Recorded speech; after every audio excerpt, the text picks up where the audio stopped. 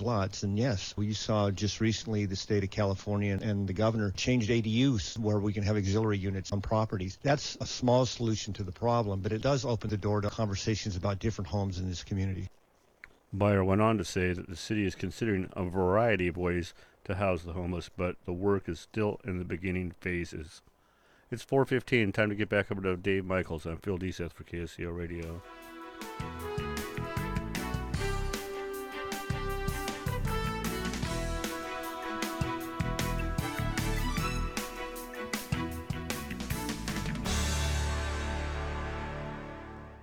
Hello, folks. Charlie Friedman here at Ella's at the Watsonville Airport. Ella, how do you get people to travel to the Watsonville Airport just to enjoy the food? You know, we start with vitality of fresh food. What we mean by vitality is that when foods are still fresh, still with all of their nutrients in them, you're getting the absolute best bang for your buck. And also, when you lightly cook items, don't overcook them, it allows your body to absorb nutrients in the food to its best abilities. So it's actually better to many times blanch, say, a broccolini than eat a raw broccolini. And that's what's really special about us. Not only are we blanching those items, but many times we're using local organic food, so you're getting the best of the best. Folks, you will tell all your friends what a great dining experience you had at the airport. Ella's at the Watsonville Airport. I'm Rob Watson from Out in Santa Cruz. Join me Saturdays at 7 p.m. as I bring you the hottest equality stories locally and from around the globe. I bring you fun, fabulousness, and I don't shy away from controversy. Join me as I take you over the equality rainbow right here on Out in Santa Cruz, Saturdays at 7. This is KSCO, Santa Cruz, Monterey, Salinas.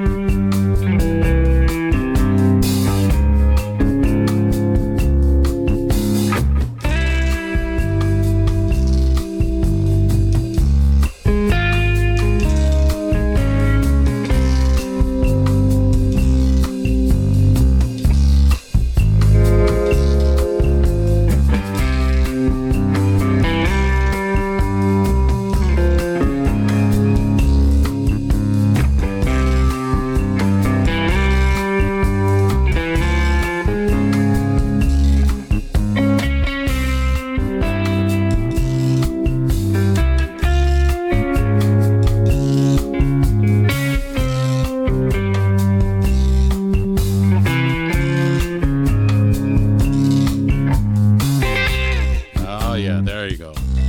479-1080. You're listening to Flight 1080, KSCO Santa Cruz. It's 4:18. We're about 2 minutes away from a traffic break, so we'll spare you. We can wait an extra 2 minutes, right, Drea? Sure. Drea's joining Wait us. for what? We could just wait. I mean, we can put off another traffic update for 2 minutes. In 2 minutes. Holy cow. If I don't do 100 of them per day, Ben, I don't know how many I Wow, do. commuter traffic this time of day. 479-1080. I used to sit in it, I remember. DM at KSCO. I would get sometimes. Oh, yeah. I would get a little inner ragey sometimes. Yeah, I know. I admit. You just want to start honking your horn, but it does no good. I just want to hover and float over everybody. And I want to be like Moses and just part the ways, and it just doesn't happen. I start trying to do magic, Ride and a then I motorcycle. invent all these new words. A motorcycle is probably the way to go. They startle me sometimes on the freeway. I don't always hear they them startle me coming too. and There was some nut job on a motorcycle today who was splitting the lanes doing 65 miles an hour, and I was thinking, wow, you're a maniac. A motorcycle is to drive as the others unless traffic is different from what I understand. I don't have a license for it, but yeah. You know? 479-10. You know, I oftentimes I read traffic reports, and some of them are motorcycle versus a car, and I think, that's terrible. But I think a lot of those are when the motorcycle is splitting the lanes on the highway when it's packed, right? When there's a traffic jam. Can be, yeah. And then they hit the mirror, bink. Yeah, I try to remember to stay over when it's like yeah, that. me too. But I forget sometimes, and then I Right always now, as a matter of startle. fact, if you're stuck in traffic Yeah. right now, move Make over a little make bit. a little and space in make the a little middle. space for the motorcyclists. For the motorcyclists. Can't we all just get along? Can't we all just get I think we along? can. I think we can. All right. I believe. Go to our we can Facebook fly. page. Did you check out our Facebook page today, Drea? I did. I started to. I Okay, saw Ben some did a stuff. great job posting some videos As and usual. pictures. Here's some of the stories that we're going to cover. Since this is radio and not Facebook, let me just read some of the headlines that we're Yes. going to talk about today, okay? Drunk driver crashes in Capitola Village, and if you have a computer or download the app for your smartphone, you got to check this out. You told me I Yes. should look at it. The story We itself need said people it. to check this out, look at the picture, and give us a theory as to how the heck he did this. Yeah, no, it would be funny there it if he is. wasn't a drunk driver, but Oh, there is some wow. humor to the story. A man rescued off I think by the wharf. There was some guy had to be rescued from the wharf, the ocean. yeah. An Yeah, he ocean had to rescue. be helicoptered to a trauma center. Oh, I really? wow. believe. Yeah. What happened? We'll have to wait. Don't answer that, Ben. I'm pretty We're sure gonna they, wait. Okay. I'll Honor- leave it as a surprise. Monterey County Jail drug smuggling ring has been busted. Remember that guy that was caught for sneaking around the jail? I think It doesn't so. have anything to do with that, but there was a You're drug. telling another story with it. You're getting everybody Well, I'm confused. just getting everybody But I ready. remember who I'm you're getting talking everybody about, the ready. one who got released from ICE and he was, taken into custody. Santa Cruz defers building citywide fiber optic internet utility. Cruzio deal dies. Oh, really? I didn't read that right, but that's we're going to talk about that. Yeah. Citywide wants to tax future marijuana businesses with Measure G. Let's get to this stuff before I Let's screw do. it all You up. have to do traffic now, though, because it's been 2 minutes, man. Look, I'm calling you on your job. Yeah, All that's right. right. What's Okay. going on out there? Let me see I'll take a look here. myself. Highway 1 is stop and go in the southbound direction. That's at 41st Avenue. Everybody could probably guess that, right? Good news here is that there's no major accidents being reported on any of your major roadways. So if you are stuck in traffic, it's just rush hour traffic. Monterey into Seaside, 10 miles per hour. Same thing traveling southbound 101 through Coyote Valley and into Morgan Hill. Okay, here we go. A drunk driver crashed into a palm tree in the heart of Capitola Village yesterday afternoon. This was in the broad daylight, man. Oh, yeah, definitely. And ran from the scene carrying a 36-pack of beer. A 36-pack of beer? 36 What? So he was already so drunk that he was crashing his car, and then he needs 36 more beers? Do they even sell 36 packs of beer? Are you Oh, sure? yeah. Is that what it is? 36-pack of 36 beer? Walmart and Costco. Wow, dude, that's a black Toyota drove over the sidewalk next to the Big Kahuna Hawaiian shop and smashed into a palm tree.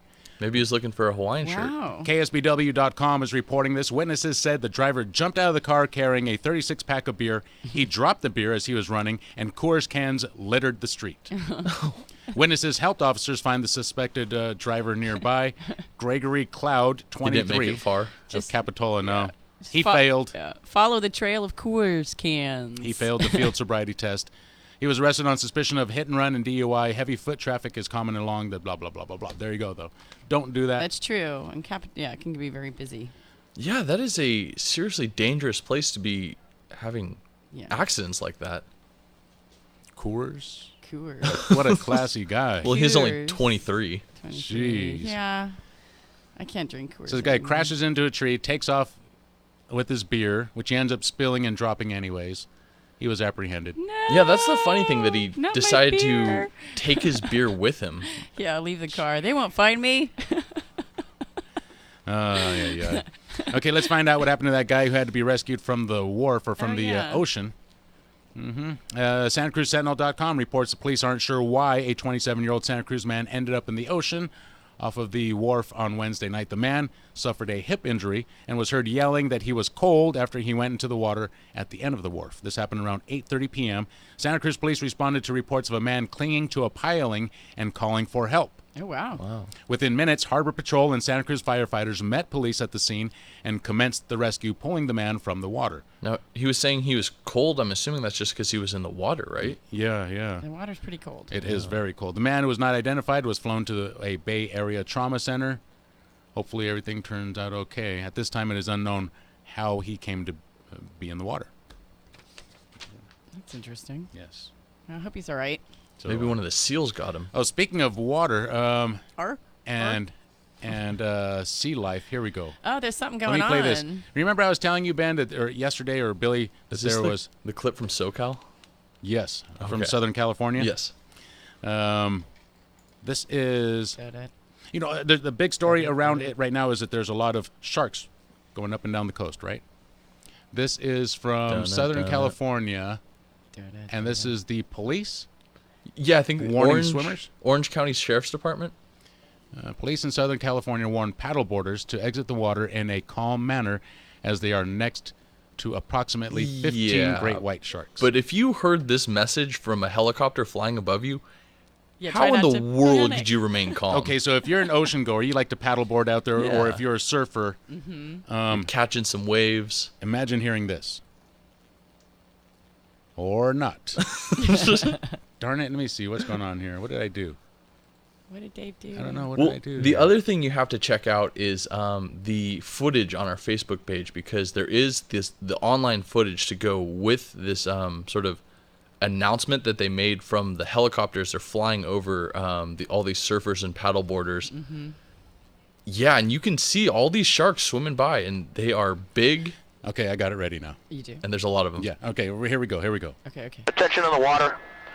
Attention in the water. This is the Orange County Sheriff's Department. Be advised, State Parks is asking us to make an announcement to let you know you are paddleboarding next to approximately 15 great white sharks. They're advising that you exit the water in a calm manner. Jeez. The sharks are as close as the surf line. Oh my goodness. Thank you for your cooperation. Oh my jeez. goodness. This is the Orange County Sheriff's Department. Please be advised that this area is heavily populated at the moment with large great white sharks, some of which are in the surf line. Please do not enter the water. State Parks is en route to make additional announcements. Yikes. I love how he started that. It was like, normally if there's sharks swimming near people, the first thing you say is, hey, there's sharks. Like, Right. Start to move out of the water. But he goes, hey, Orange County Sheriff's Department, the state parks Well, he didn't wanna officials freak 'em have out. wanted us to inform. No, but he's like identifying himself, and then he's like, oh yeah, and then the state parks wanted us to tell you. And by the way, how's it going out there? You're enjoying your day. By the way, there might be some sharks swimming He's like, 15 hey, hi, feet guys. from you. Traffic on Highway 1 is slow moving, and you might want to know there's a bunch of sharks ready to About devour to you. Exactly. eat your ankle. Please exit the water. What do you say? Calmly, or what do you Calmly. say? Yeah. Please, Well, you please- got to try if the panic Jeez, isn't a good calmly. idea. Yeah, so- well, you can have your heart pumping, but you shouldn't be flailing. Yeah, absolutely. He did it, I think, in Flailing the is most what I would be professional doing. I would way. just- Yeah. Like a No! speedboat. Run away! Run away! Just imagine if they'd played the Jaws music. They just Oh go up there. God. 15 sharks. Is that mean? I was thinking that kind of sort of mean, but just imagine they just go up there and they just play the da da da da da. Jeez. That would be so bad. All right. That would be bad. Let's see. That's I'm just kidding. Do we have any more jokes that we want to crack about that story? I don't know. Are we done with that? We need a bigger boat. Isn't that another one that comes from that? But we're on a plane. We don't have to worry about that. Oh, isn't we're that all one of set. the common misquoted I believe so. lines? Yes. What? We're going to need a bigger boat? Something like that. Yeah, I think it's actually you're going to need a bigger boat. Well, let's find out. Oh, okay. Well, if you want to nitpick, then We talked about that on Tuesday. Yeah, don't you Dave. remember? We're not This was like a whole nitpicking. topic. We were like, oh, wait, that's said this way and that's said that way. all right, let's head out to What Salinas. was the other one? Play it again for me, Sam. Oh, Yeah. But it's That was much- like way off, wasn't it? way longer. Yeah. Salinas Okay. gang members were caught smuggling crystal meth into the Monterey County Jail by mailing packages through the United States Postal Service. Yeah, said that's a good deputies. way to get a federal investigation on your butt. Over the course of a 2-month investigation, deputies say they traced the mailed parcels back to 3 homes in Salinas. They were sending stuff? Yes. Two Wow. homes were on Garner Street. The other was on May Avenue. Inside, they found 2 pounds of crystal meth, 2 pounds of pot, items used for selling drugs, 2 guns, and $1,000 in cash. They sent guns? I don't know. That would be With pretty the hard to mail? do. Wow. No, this is I'm just the stuff they surprised, found 'cause- in the houses got that it. were Okay, sending sorry. stuff. So I they got found wrong. that in all of the houses or just one house? And 3 residences. I don't know. Because It I mean, just says this story inside. talks about a drug smuggling gang. You Right. hear about individuals who are busted with more merchandise on that, or I should say, yeah. So you're not impressed with the yeah, the I'm amount they actually had? I'm The sort of quantities impressed aren't on high how enough little for that. you? I mean, that I don't you remember the story about the guy who was driving around in the sex, drugs, and rock and roll van? Yeah. I mean, he basically had all that stuff and like 10 grand on him. I Well, mean, if you're going to be a criminal, You're step it right. up a bit. Come You're on, right, man. you're right. I'm saying What do you this call is those a- quantities? I'll show you how it's done. this is not some sort of high rolling gang we're talking Ben's about gonna here. become a drug gang consultant. I'm gonna be the next Let them Scarface, know man. how to 4 do felons it. who are members of Salinas gangs were arrested and booked into the Monterey County Jail on suspicion of operating a jail drug smuggling ring. They were identified. If you want to find their names, they are on ksbw.com. The jail drug bust was the second time this week that drugs were found on the Central Coast being mailed through. The second time being mailed through the United States Postal Service. On Tuesday, a Pacific Grove woman and Monterey man were arrested on suspicion of receiving packages containing fentanyl. The powerful synthetic yeah, that's opiate is right. imported from the Netherlands and China into the United States. It's 100 times more powerful than heroin. Wow. So yeah, that was in Carmel though, wasn't it? Yeah. And this drug smuggling ring that. Postman Come always on, rings guys, step up twice. your game. 479-1080 DM at Only KSCO. 2 pounds of You meth. look just like the postman, Dave. We're going to break for CBS News, local news, traffic, weather, and all that stuff. Keep it tuned in, KSCO Santa Cruz, Flight 1080, back after this.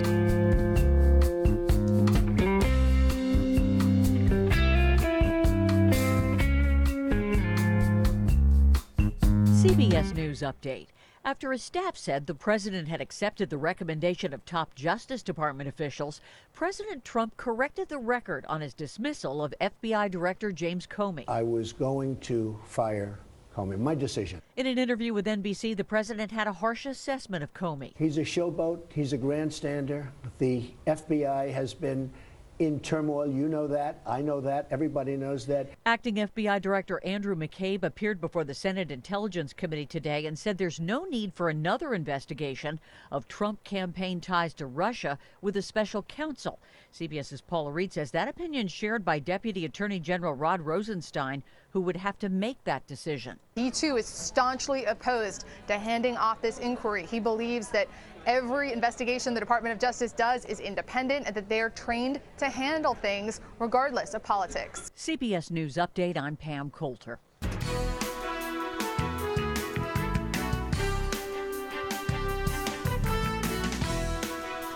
You're listening to AM 1080 KSCO Santa Cruz. The time is 4:32. Headlines are up next. Here's Phil Deeseth. Thanks, Dave, and good afternoon, Central Coast. A Salinas man was recently taken into federal custody when he was about to enter the Monterey County courtroom in Salinas. 22-year-old Jose Fragosa, who is living in the U.S. illegally and faces current charges of disturbing the peace and resisting an officer along with a prior DUI, may be deported. Fragosa remains in ICE custody pending his possible deportation. A man was rescued near the Santa Cruz Wharf last night. The 27-year-old victim was spotted in the water about shortly before 9 p.m. in distress. Harbor Patrol pulled the man to safety. He was reportedly suffered a hip injury and was airlifted to a Bay Area trauma center.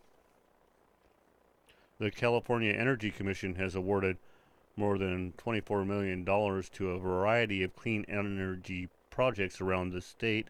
The Monterey Regional Airport will receive one of the 3 energy conservation assistance loans being granted by the CEC. The $3 million loan is expected to be used to build a solar panel field on the airport property. It's 4:33, time to get back to Flight 1080. I'm Phil Deeseth for KSCO Radio.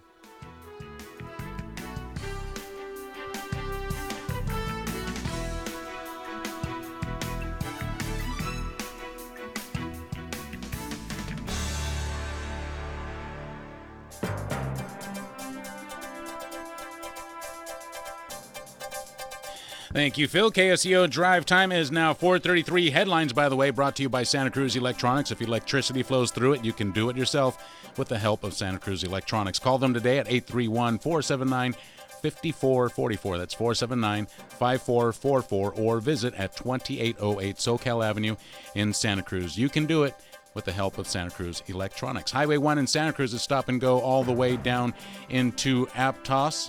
Speed's picking up a little bit better as you get closer to Rio Del Mar, but again, you won't be back to the full speed limit until you make it through Aptos. Monterey into Seaside, stop and go. Heading into Moss Landing, northbound Highway 1, especially as you cross over the harbor, 10 miles per hour top speed. Same thing, traveling southbound 101 through Coyote Valley. Slowing down again in Gilroy near 10th Street, stop and go traffic there. Your weather forecast for tonight is for partly cloudy conditions with lows around 50 degrees. Tomorrow, mostly sunny. Highs will reach the upper 60s. Your boaters forecast for tonight, northwest winds 5 to 15 knots, wind waves 1 to 3 feet, and northwest swells 2 to 4 feet at 12 seconds, along with patchy fog after midnight. The time is now 4:34. Flight 1080 will be back after this. The Ebb and Flow River Arts Celebration is coming soon, Friday, June 2nd, for art making, dance, and fun on Cooper Street in downtown Santa Cruz. At 9 p.m., join the Night Walk along the San Lorenzo River, led by a jazz band, and see LED-lit aerial dancers and sculptures. Then, on June 3rd, flow into the Kinetic Art Parade at noon on the Riverwalk from Kaiser Arena to the Tannery Arts Center. A full day of family-friendly fun, dance, art, music, food, and celebration. Sponsored by KSCO, Santa Cruz County Bank, and Sutter Maternity and Surgery Center. Go to artscouncilsc.org. See you there. If you love cats, if you love dogs, or horses, pigs, birds, or frogs, there's a lot of ways to help if you're sincere. With a little bit of money, or you can volunteer. You'll save a life when you adopt. You're just getting started. Please don't stop. Right here on the Monterey Bay, you can save some critters with the SPCAs. Open up your home, donate a car, or pull some bucks from your small change jar. Give a little love, share a little time, save a little life, gain peace of mind. All the SPCAs of Monterey Bay. It's always open house at the Mike Young Real Estate Hour, and you are always invited to walk right in and join the discussion. Hello, I am Mike Young, and I love talking real estate with all the experts and with you.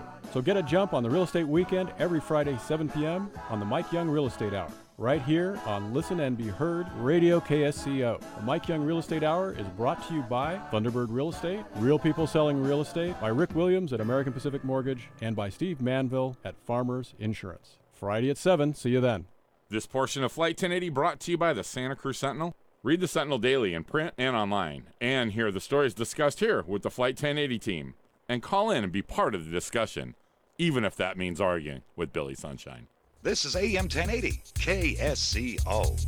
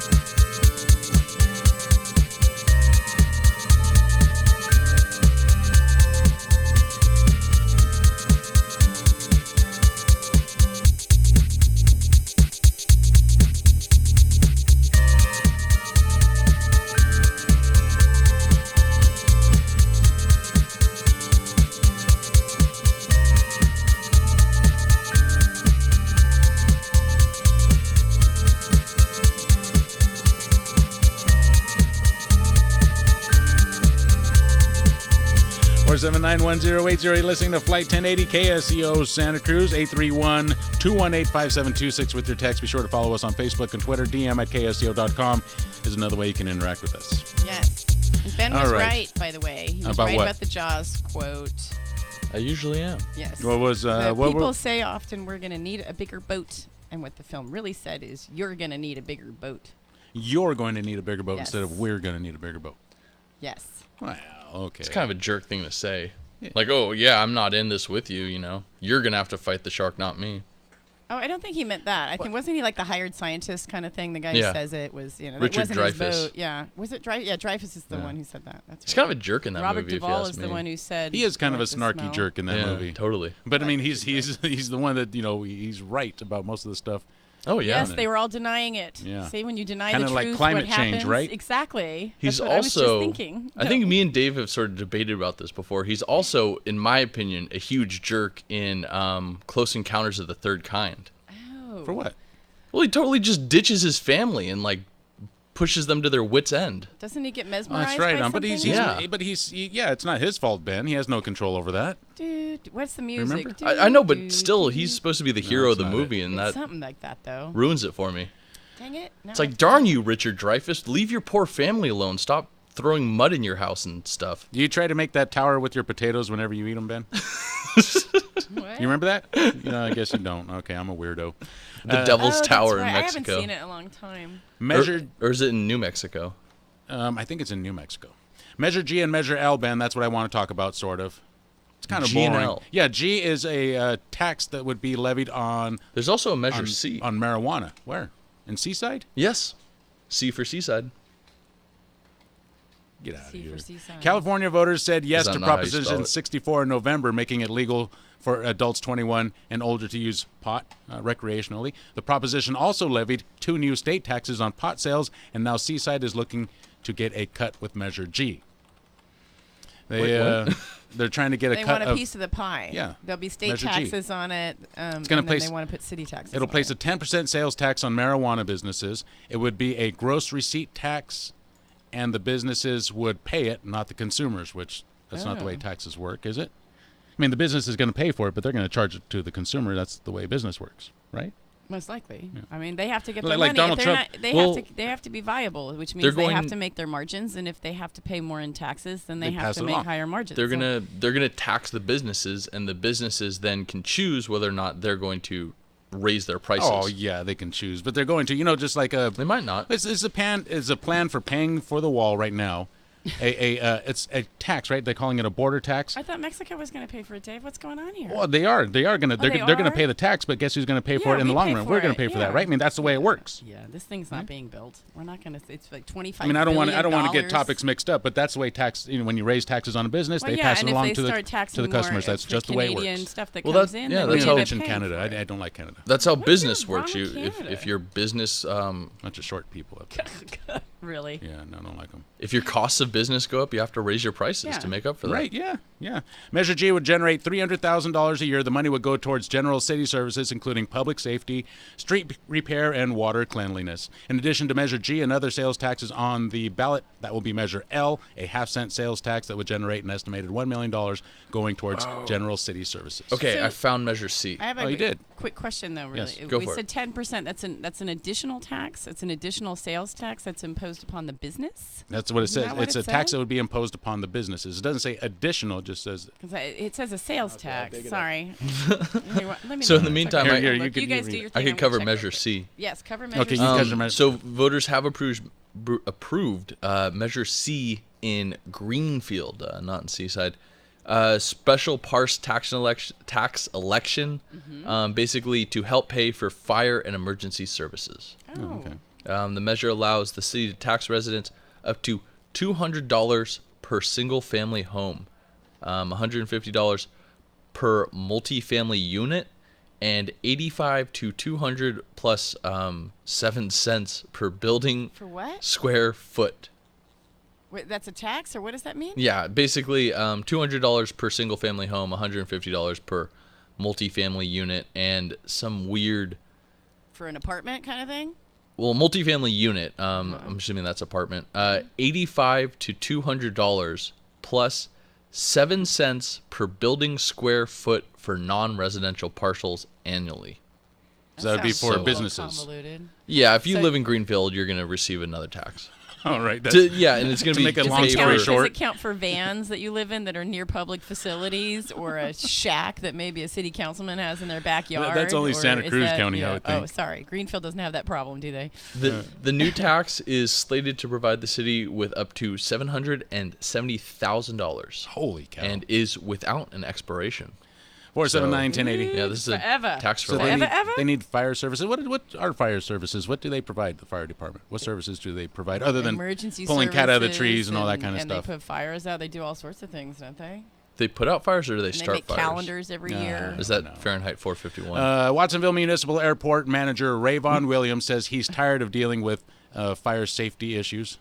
Yeah, and actually that's sort of an issue that we should mention really quickly is fire safety. I mean, it's coming up on fire season. It's coming up on summer. Ooh, that's a good idea, Ben. Yeah, and that is why they held this emergency parcel tax or special parcel tax election so that they could raise more money to fight the firefighters that, I mean, it's inevitable. They happen every year. Right. Those darn firefighters, you got to fight them. Watsonville Municipal Is that what Airport. firefighters do? They just fight all the time? Watsonville Municipal Airport manager Rayvon Williams has tried to bring law and order to a relatively freewheeling world of his airport's hangars. He's the manager at the Watsonville Municipal Airport. Okay. They held a meeting last night. Concerned pilots provided comment on a proposed update to the airport regulations, some deemed heavy-handed. So what's happening here, if you want to read the story, it's on the Santa Cruz Sentinel. Rayvon Williams is trying to pass some stricter rules, and the airport, the people who rent the hangars are not so big on it. Oh. Yeah, he says that They want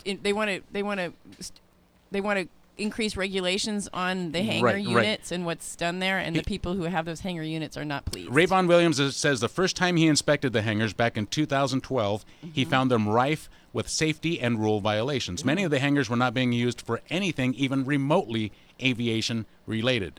Here's what was going on in those hangars. This is why he wants, not necessarily he, but stricter rules need to be passed at the airport. This is what's happening. Yeah, there's like 350 hangars out there, and I never see that and many you can rent them for $300, and so theoretically, I guess you could rent it and run your business from there for $300 a month. Because this is what's happening there. Okay, you ready? Mm-hmm. He says, I found people manufacturing bread trays in the hangars. Bread trays? Bread trays. They were manufacturing vending machines. One woman was making eBay handbags. And you don't know what that is, but this is what's going on. Handbag she sells on eBay. A 150-person wait list has spurned a thriving illegal sublease market. Oh. In the first hangar he inspected, Williams discovered 2 occupants had convinced widows of dead tenants to sell them their dead husbands' permits.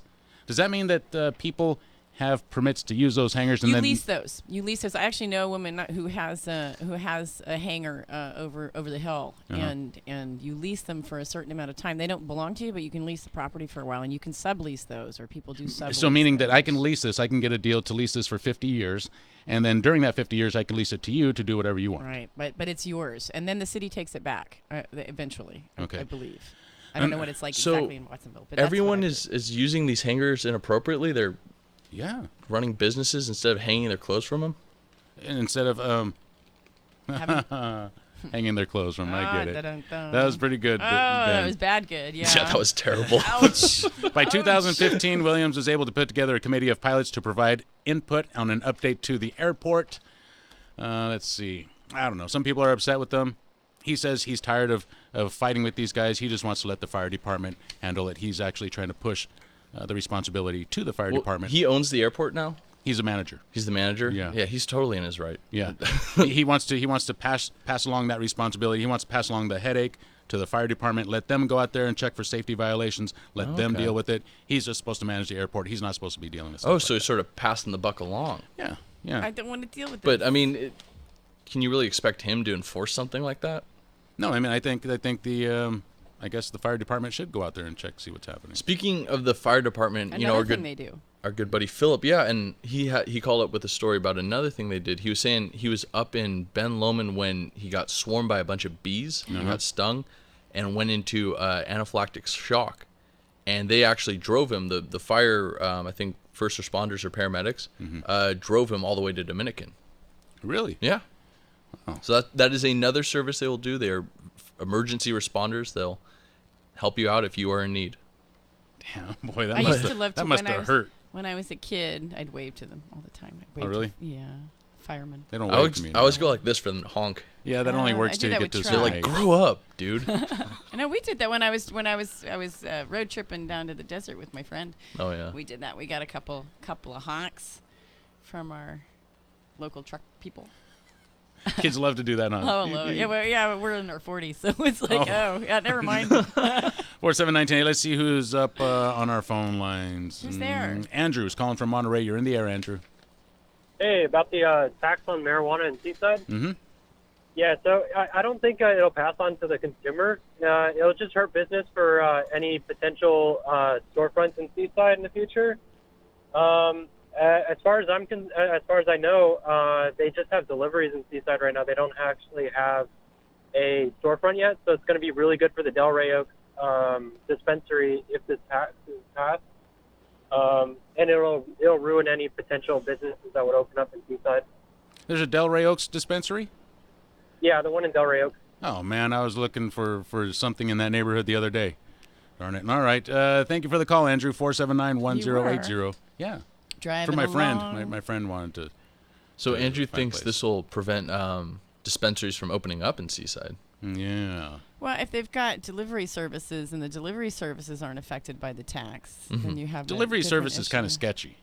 I mean, how do you know who's delivering your You have product? to pay cash, right? Yeah, I mean, you go on on Joe's list or whatever. You order it, or that's the only way I've ever seen it.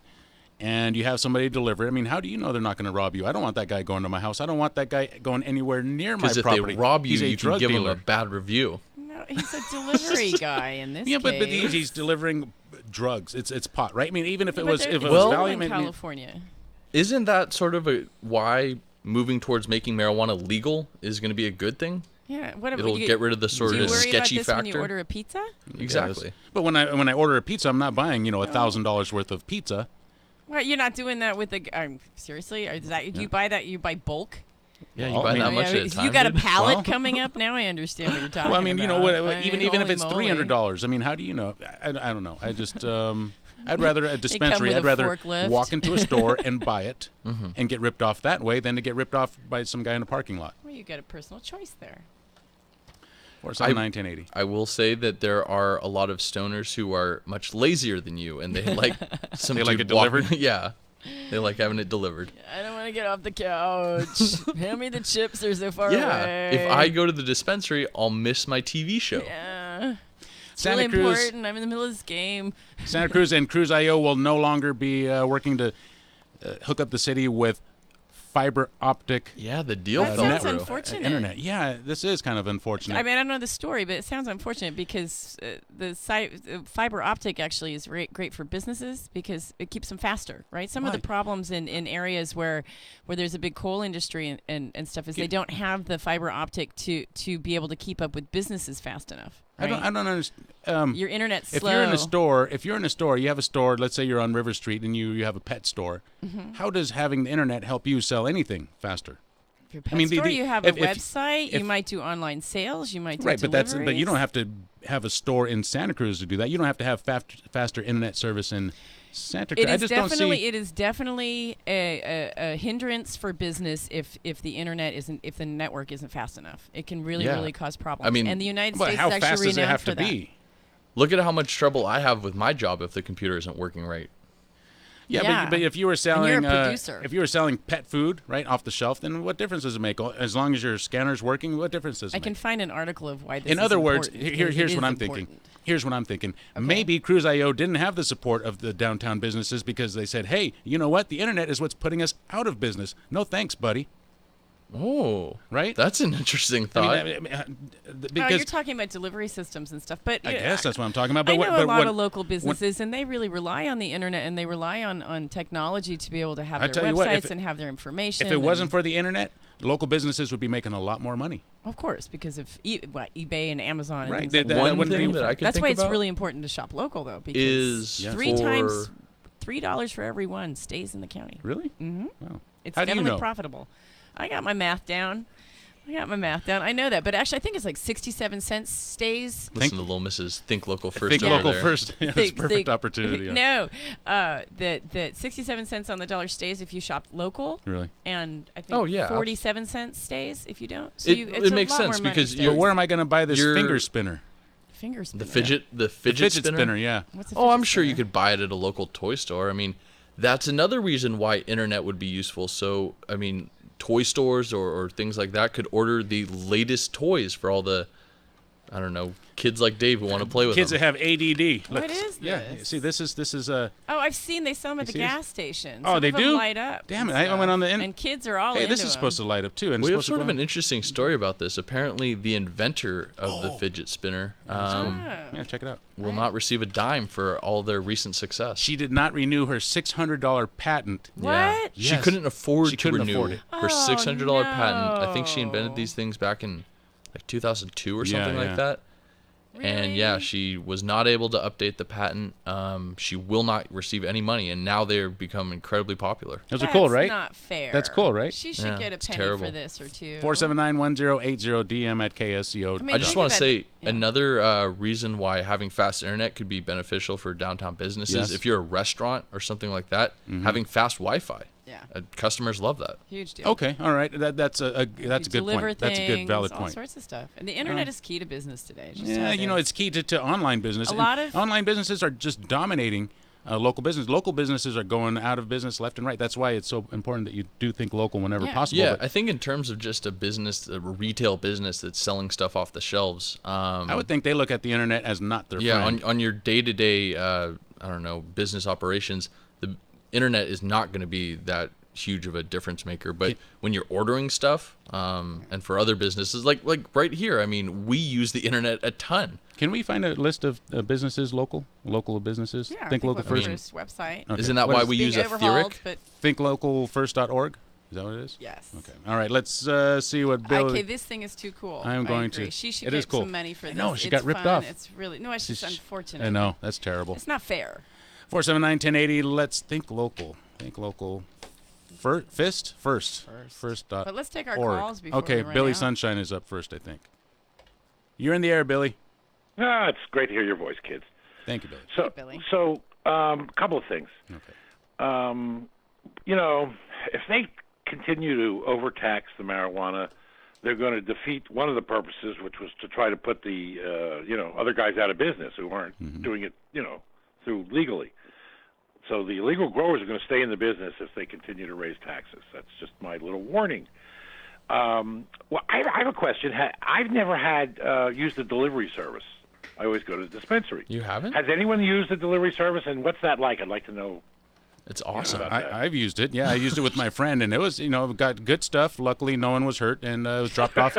You're acting like it's so sketchy. Well, I'm old school, dude, and when you're dealing pot, man, that's just. I know, This but that's isn't the stealing thing. anymore. This is a legitimate thinking, business. It's all legal. I Your know. mentality is so old school. It is old. It's instinctive. Yeah, it is how you right. stay safe. I mean, it is just Right, just the way it is. Which is one of the I can't reasons change I've it. never used the delivery service. I don't want people coming to my house knowing Right. that I do this kind Right, of thing right, and that right. kind of thing.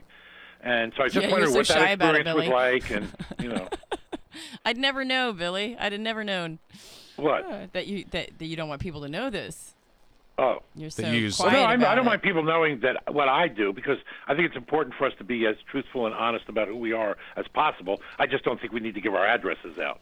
I agree. I can just imagine Dave Thank you for your call, Billy. ordering the delivery service from this guy, and the guy walking in, and all the lights are off in Dave's house, and he's got all the blinds pulled Yeah, down. he's wearing an overcoat, and then all of a sudden you hear Followed. from the corner, shh, shh, over here. Let's Were see you who's followed here? Let's see who's up next. You remember the days when you'd have to, throw a basket over with the little product in there, and then guy'd stick your money, and then you pull it back upstairs and What, like lower in the I did not hang out in the same Yeah. circles as you days. Really? Jeez. Nick in Monterey, you're in the air. Hey guys, I'm a delivery driver Oh. for a marijuana company. So do you ever get sketched out like you're going to get robbed? Because I would think the only thing scarier than having it delivered to your house is pulling up to somebody's house and not knowing who the hell is there. That's a good point, I'd yeah. be scared if I was you. Does that ever cross your mind? Yeah, the first few months that I had the job, I was definitely kind of scared. Uh-huh. But I think over time, we have a lot of patients who keep calling us, and I get kind of used to these people. But with new people, I do definitely I'm kind of nervous about it.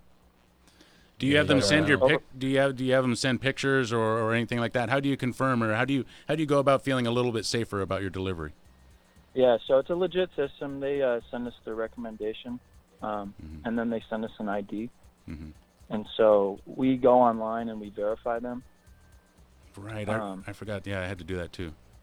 And then when we get to their house, I have to have them sign some papers, and I have to see their ID. Did you ever get invited into like a big raging party with a bunch of hot people walking around and like a movie? Seriously, that sounds like a stoner party to you? Well, I don't know. I mean, no, it doesn't. Like a big pool with champagne and a bunch of half sparsely dressed people? Anything exciting, Nick, you could tell us? Not too much. Mostly just, kids hanging out. Nothing sketchy, man. I've really never ran into any problems, so I feel pretty safe nowadays. Do you like the job? Are you enjoying it a little? I enjoy it. I get to drive around all the, throughout the Monterey Bay, and so, it's nice to get out of the office and sit in some traffic. There you go. Nothing like traffic to make you feel better, right? Thank you for your phone call, 479-1080. We got to head out of here for CBS News. I didn't appoint him. He was appointed long before me. But I want somebody who's going to do a great job. Republicans and Democrats rushed to Comey's defense today. CBS's Nancy Cordes on Capitol Hill. I trusted Jim Comey. The president's showboat comment about Comey drew instant pushback today from the leaders of the Senate Intelligence Committee. I found him to be one of the most ethical, upright, straightforward individuals I've had the opportunity to work with. Comey's firing has consumed the Capitol. This is an astonishing chain of events, prompting rare bipartisan agreement. I do have questions about both the rationale and the timing, and certainly have communicated that to the White House. But the two sides still part ways over the need for a special, independent prosecutor. He won the Electoral College and the presidency, but Mr. Trump is still not happy about the popular vote outcome in 2016. CBS's Stephen Portnoy says he signed an executive order triggering a review of alleged election fraud. The president insists he would have won the popular vote if it weren't for the millions who he said voted illegally. The order he signed establishes a 15-member commission on election integrity that aides insist will be bipartisan. Progressives say the effort is meant to encourage voter suppression. Top House Democrat Nancy Pelosi calls it a discriminatory witch hunt. Critics say it's an effort to suppress the vote. A pessimistic assessment today of the security situation in Afghanistan, CBS's Cammie McCormick reports. General Vincent Stewart of the Defense Intelligence Agency said Afghan forces had mixed results in the past year. Unless we change something where we introduce either U.S. forces, NATO forces, that changes the balance of forces on the ground, or add additional training and advising capability at lower levels than we do now, the situation will continue to deteriorate and we'll lose all the gains that we've invested in over the last several years. NATO still has 12,000 troops in Afghanistan, more than half of them American. Cammie McCormick, CBS News, The Pentagon. 2 days after prosecutors declined to file charges, a Philadelphia judge ordered them to charge the Amtrak engineer involved in the 2015 derailment that killed 8 people and injured 200. Robert Mongaluzzi is an attorney for the victims. This will send a message to operators and engineers that if you grossly violate the law, you're going to be held accountable, and we are going to bring this to a jury and let a jury decide. The Dow lost 23 points today. This is CBS News. Imagine all the sleep you cost your mom through the years. As a crying baby, nightmares in grade school, and speaking of nightmares, let's not even talk about when you were a teenager. Hi, I'm Scott Tannen, founder of Boll & Branch, and I'm going to help you give your mom the gift she deserves, a great night's sleep with a set of Boll & Branch sheets. Our sheets are handcrafted from 100% organic cotton, the softest she'll ever feel, and they get softer over time. We only sell at bollandbranch.com, so you get twice the quality at half the price. No middleman markups. Everyone loves Boll & Branch, even 3 U.S. presidents. We guarantee she'll love them too. That's why your mom can try them risk-free for 30 nights. They arrive beautifully packaged in our signature gift box. No wrapping needed. Now through Mother's Day, we'll give you $50 off your first set of sheets when you go to bollandbranch.com and use promo code SLEEP. That's bollandbranch.com, spelled B-O-L-L, and branch.com. Promo code SLEEP. That's bollandbranch.com. Promo code SLEEP. Court documents are shedding more light on the state of mind of the Charleston church shooter. Dylan Roof told a federal judge he would rather get the death penalty for fatally shooting 9 African-American members of Emmanuel AME Church in Charleston than have an autism diagnosis made public. The 23-year-old told a psychologist no one would have paid attention if he killed black criminals, so that's why he sought out worshipers at a church. He suggested to his lawyers that he expected white supremacists to take over the country, pardon him for the church killings, and make him governor of South Carolina. Jim Crisula, CBS News. Watchdogs at federal agencies are worried that the Trump administration hiring freeze will weaken their ability to ferret out government waste, fraud, and abuse. A survey of 24 inspectors general found nearly all said the hiring freeze negatively affects their operations. House Oversight Committee Democrats released the survey results. Pam Coulter, CBS News. Wouldn't it be great if you could stop crime before it happens? With the Ring Floodlight Cam, you can. I'm Jamie Siminoff, inventor and founder of Ring. Floodlight Cam is a motion-activated HD security camera that connects right to your phone, so you're alerted when anyone steps onto your property. You can now see, speak, or even sound an alarm right from your phone, anywhere, anytime. Does your floodlight prevent crime? Ours does. Go to ring.com/advantage and save $150 off of a Ring of Security kit. That's ring.com/advantage.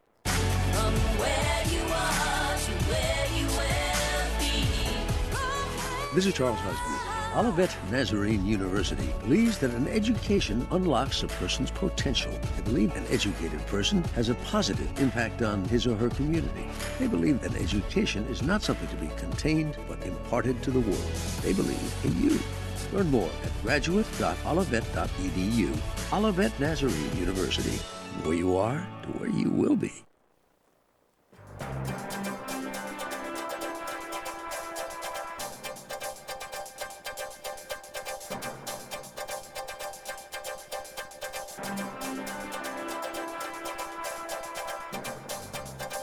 Good afternoon, everyone. You're listening to AM 1080 KSEO Santa Cruz, AM 1340 KOMY La Selva Beach, Watsonville. The time is now 5:06. We've got traffic and weather for you. We start off on Highway 1, southbound speeds at 41st Avenue, as they were last time. Stop and go. It'll stay that way pretty much into Aptos. What is this on Highway 17?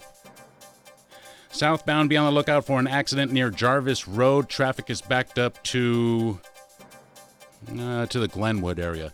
That's southbound 17. Accident near Jarvis Road. Actually looks closer to Vine Hill. Be on the lookout there. Let's see what CHP is reporting. Did you see that, Drea? Yeah, I'm looking at it right now. Okay. Oh, sorry, yeah. What did it say? I'm looking at, there's two, but there's one that was actually on Vine Hill, the one we looked at before. Mm-hmm. That's not it. The one that's actually on 17. I don't see either one. Is showing me 17 South Vine Hill. There it is. It's at 4:49 was the first posting, and at the moment. Okay. Yeah, I see I'm that. sorry, I'm trying to read police code. 3 vehicles involved, partially blocking the number 1 lane. Okay. That's what's happening there. 3 vehicles? 3 vehicles. Okay, so that's what's happening out there on southbound 17. We'll keep you updated. Mm-hmm.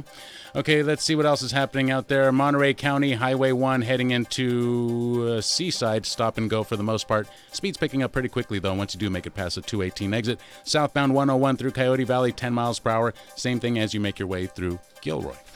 Your weather forecast for tonight, partly cloudy. Lows should be around 50 degrees. Tomorrow, sunny. Highs will be in the mid to upper 60s. Your boaters forecast for tonight, northwest winds 5 to 15 knots, wind waves 1 to 3 feet, and northwest swells 2 to 4 feet at 12 seconds, along with patchy fog after midnight. 5:07 is the time. Phil Deseth is standing by with your headlines, so we're going to go ahead and let him do his thing. KSEO.com. Check that out tonight. Also, tonight, be sure to download the app for your smartphone if you haven't done it already. KSEO.com. Here's Phil. Thanks, Dave, and good afternoon, Central Coast. A man who was rescued near Santa Cruz's Lighthouse Point April 26 has died. Susan Simon has more on that story. 19-year-old Watsonville resident and professional soccer player Alejandro Lopez trained with international clubs and was considered one of the top soccer players in this area. A GoFundMe account has been set up to assist Lopez's family with his medical and funeral costs. It can be found at gofundme.com/support-for-Alejandro-Lopez. For KSCO, this is Susan Simon. A Seaside man who is accused of robbing a business at knife point has been arrested. This Monday night, robbery took place on North Fremont Street. 54-year-old David Hufford faces possible charges of armed robbery, driving on a suspended license, and a probation violation. He was booked into Monterey County Jail. And a suspected hit-and-run DUI driver was arrested yesterday. Tavia Avila has more on that story. The incident took place in Capitola Village yesterday afternoon. 23-year-old Gregory Cloud reportedly drove over the sidewalk next to the Big Kahuna shop and smashed into a palm tree. Witnesses reported that Cloud jumped out of the vehicle and took off running with a 36-pack of beer. Cloud was located a short time later and arrested. There were no reports of any injuries. This is Tavia Avila for KSCO Radio News. A vintage air-cooled car show, VW car show, will be held this Saturday in Santa Cruz. The event is being put on by Santa Cruz Air-Cooled Car Club. The car show is family-friendly and includes raffle prizes, a silent auction, live music, food, and food trucks. The event will be held Saturday from 9 a.m. till 4 p.m. at Shoreline Middle School. And a homeless man convicted of committing lewd acts on a 15-year-old in Monterey has been sentenced to 2 years in prison. The incident took place December of 2016 at a coffee shop in downtown Monterey. The Monterey County District Attorney's Office reported that 33-year-old Kyle Gray approached a girl and tried to kiss and hug her and touch her inappropriately. Gray was sentenced to 2 years in prison. And the Santa Cruz Chamber of Commerce has a new executive director, Casey Beyer, spoke about some of the biggest issues for the community. The housing dilemma is really a supply-demand issue, and we really need to address that by putting what I call right size, right location of housing in the community. The city of Santa Cruz is working on a corridor plan and a downtown plan, and both of those plans are talking about mobility of their community and creating housing stock in the right places. And the city really has to simply embrace that. And when they embrace that, they can create more housing, which then creates an opportunity to help the homeless. Beyer went on to say the city is considering a variety of ways to house the homeless, but work is still in the beginning phases. And the second annual Santa Cruz Arts and Technology Festival is taking place this Saturday. The event features tech exhibits including virtual reality demos, robots, drones, and interactive games. KSCO spoke with one of the event organizers, Phoenix Dr. Now, about how the event started.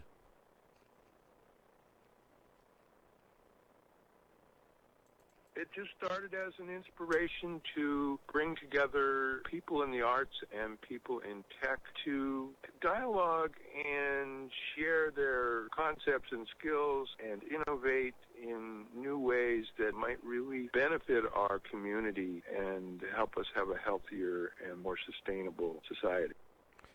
The festival is this Saturday from noon till 9:30 p.m. at the Center for Spiritual Living on Felt Street in Live Oak, Santa Cruz. It's 5:12. Time to get back to Flight 1080. I'm Phil Deeseth for KSCO Radio.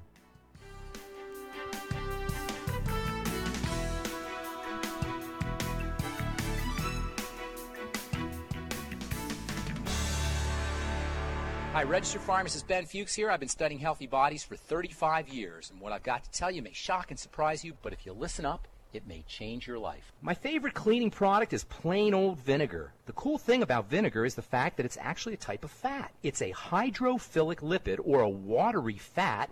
Because of vinegar's dual nature, it eliminates dirt, and at the same time it evaporates like water. And the fatty qualities of vinegar that allow it to remove oily grime from furniture and appliances also make it an excellent substance for cleansing the skin. In addition to eliminating excess skin oils as well as dirt and makeup, it can help exfoliate and dissolve dead skin cells too. It dissolves the gluey stuff that keeps the dead cells on the skin surface.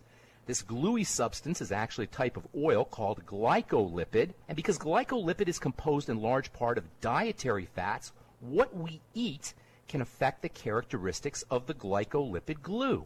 Diets deficient in EFAs, for example, can cause glycolipid to become extra sticky, preventing cells from flopping off, ultimately giving the skin a dull appearance. It can also cause an ashy look that's the result of the accumulating dead cells piling up on the skin surface. To get rid of the dullness or the ash, simply add a little vinegar to a cotton ball and gently rub it on your skin. You'll dissolve the glycolipid, eliminate the dead cells, and reveal a shiny, healthy look as the new, fresh skin beneath the surface is revealed. Pharmacist Ben here, urging you to go to kscohealth.com to order Beyond Tangy Tangerine, the Healthy Start Pack, and other nutritional supplements that I personally use and recommend. You can purchase these premium quality products at wholesale prices online at kscohealth.com. That's kscohealth.com. I'm the pharmacist that believes that staying healthy and strong is not only about medicine, it's about giving your body the raw materials it needs to do its work. Go to kscohealth.com. Make sure you check out the cool videos too at kscohealth.com. That's kscohealth.com. This portion of programming brought to you in part by Dignity Health, including Dignity Health Medical Group Dominican and Dominican Hospital. This open enrollment, choose a plan that includes Dignity Health. For more information, visit DominicanOpenEnrollment.org. Dignity Health. Hello, human kindness. If someone should ask, tell them you heard it on AM 1080 KSCO.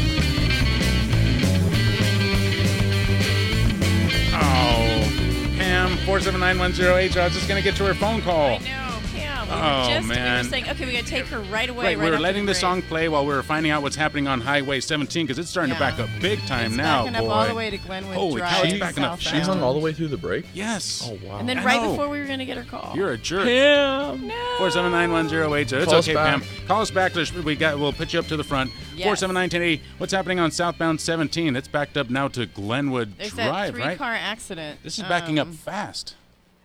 I wonder, is there Maybe anything? that's what she was calling It's about. unknown if there's injuries or not. Extended into heavy traffic. Yes. It goes all the way back to from Vine Hill Sugarloaf to Glenwood. Now they're going to start turning on to Sugarloaf to try to avoid this. I wonder if it was someone turning left onto Vine Hill from 17. So it's actually if you can take Summit. Does Summit go through? Have they fixed that? Have they fixed I don't know. No, they haven't. Vehicles blocking the number one lane, though. 3 vehicles involved. That's southbound 17. Keep that in mind. Everything else is still slow moving. That's Santa Cruz to Aptos, Monterey into Seaside, and Coyote Valley into Morgan Hill. Yeah, and SoCal San Jose Road is still closed, right? At Amaya Ridge. Yeah, at Amaya Ridge. Yeah, okay. I was just looking for alternatives. Oh, we got Pam back? I was All right. hoping she'd call back. We've got Pam. All right, let's get Thank Pam. goodness. Let's get her back on the air before right away. Pam, thank you for your call. You're in the air. Hi. Hey, Pam. I just wanted to comment on the fiber optics. Oh, yeah. You guys realize that all medical offices depend on the internet now for their medical records? Most of them do. Right. And so it would be nice to have a dependable internet service, which fiber optics would allow us to have. Is the service that's there that's being provided now not dependable, or just it could be better? It could be a lot better. Okay. And you're in the healthcare industry? I take yes, it? Yeah. I work for a dermatology group here in Santa Cruz, and we have all of our medical records as electronic charts now, and would love to go with the VoIP phone system. Yeah. But already the internet's not secure enough or stable enough, I should say, more stable enough to make sure that we have access to our charts. They certainly don't want to be down our medical charts and phones at the same time. So you can't use I was voice looking over forward to IP. having fiber optics. Yeah. Yeah. Yeah. You can get a lot more it would really through. improve. Yes, when you're downloading or uploading radiology films and results from different other facilities, it would be very helpful. Yeah, because you guys have a lot of data coming through, and if those channels are bottlenecking, that's what you're talking about. If you need to get the obviously the files are important, but if you could use the voice over IP, probably save you guys some money as well. And you could do both at the same time. Oh, absolutely. But because absolutely, yeah, we it spend a lot of bottlenecks, money yeah.